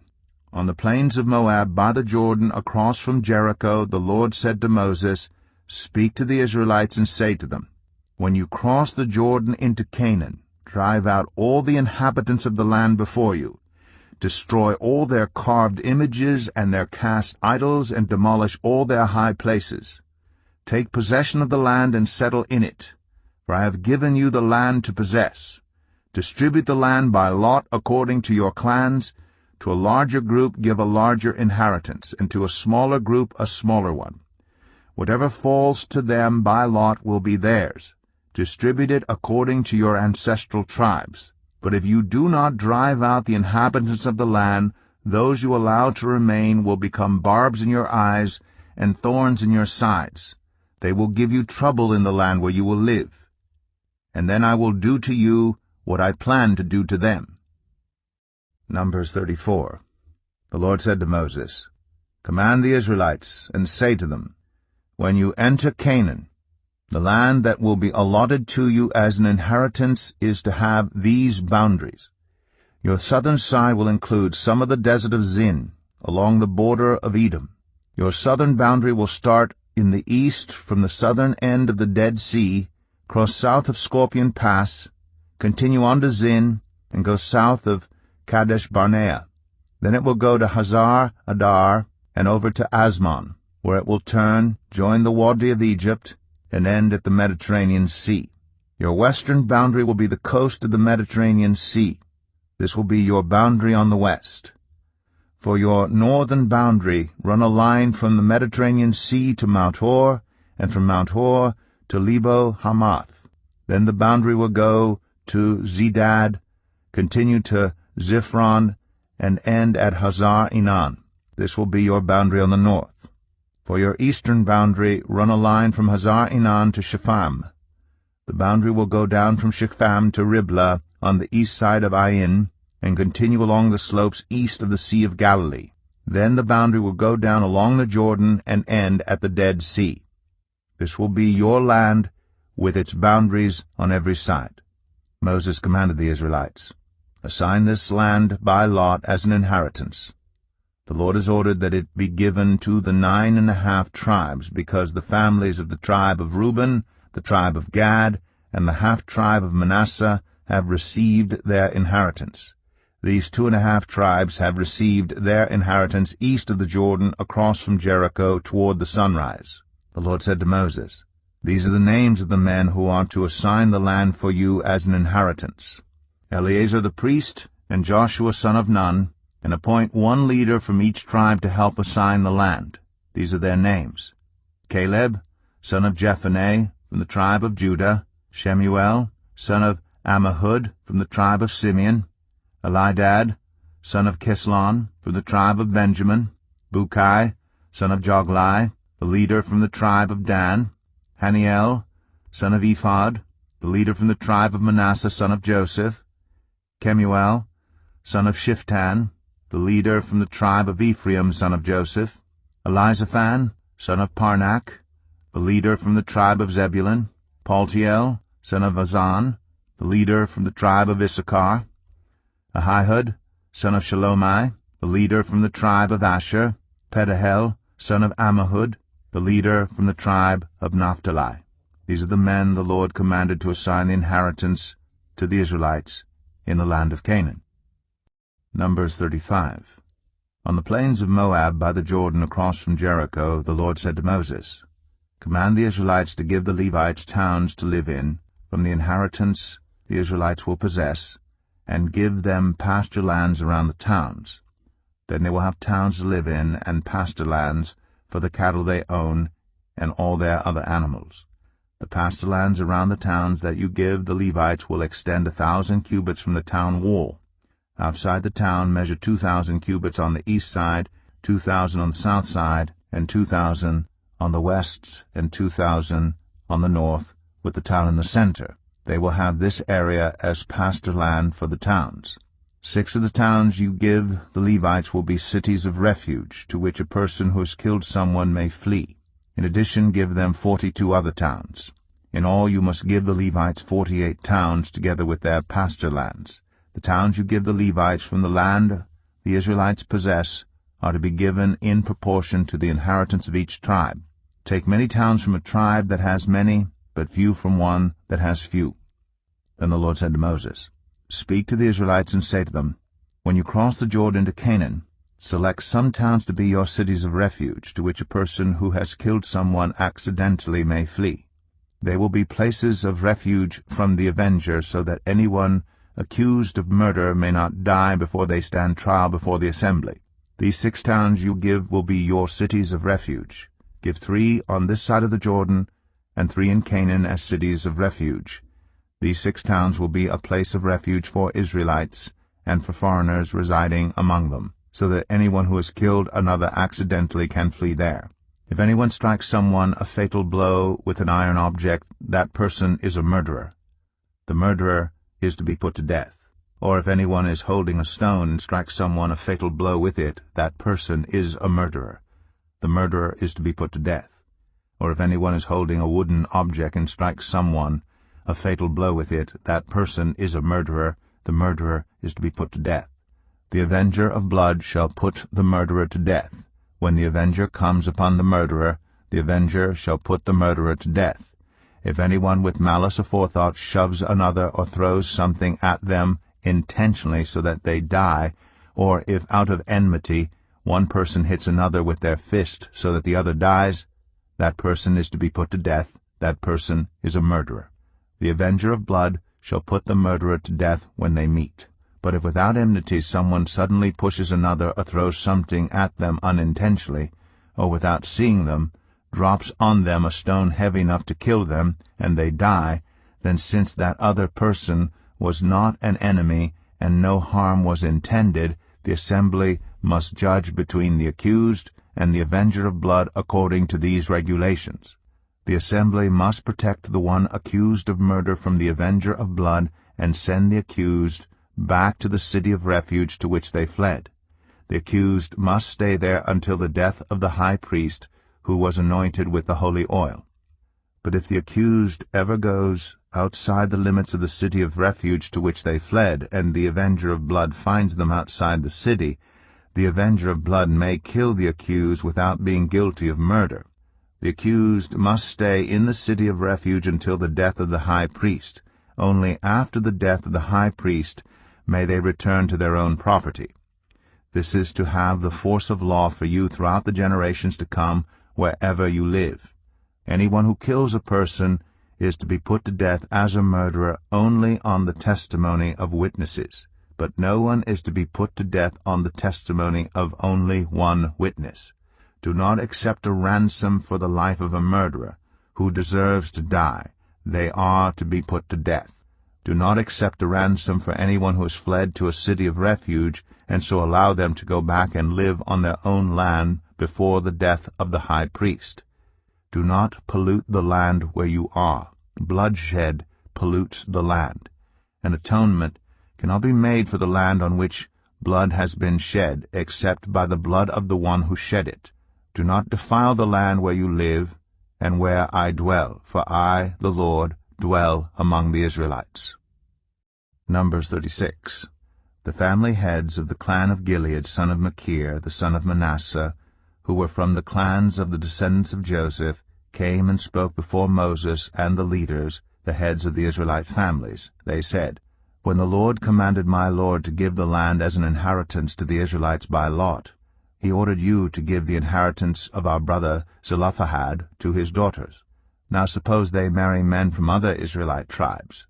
Then their inheritance will be taken from our ancestral inheritance and added to that of the tribe they marry into. And so part of the inheritance allotted to us will be taken away.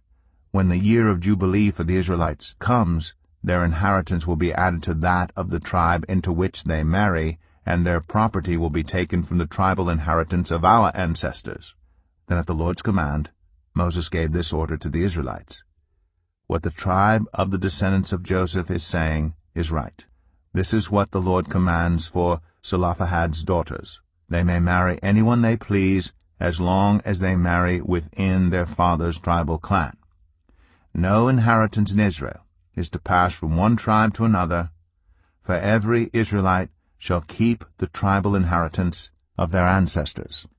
Every daughter who inherits land in any Israelite tribe must marry someone in her father's tribal clan, so that every Israelite will possess the inheritance of their ancestors. No inheritance may pass from one tribe to another, for each Israelite tribe is to keep the land it inherits. So Zelophehad's daughters did as the Lord commanded Moses. Zelophehad's daughters, Mahlah, Tirzah, Hoglah, Milcah, and Noah, married their cousins on their father's side. They married within the clans of the descendants of Manasseh son of Joseph, and their inheritance remained in their father's tribe and clan. These are the commands and regulations the Lord gave through Moses to the Israelites on the plains of Moab by the Jordan, across from Jericho.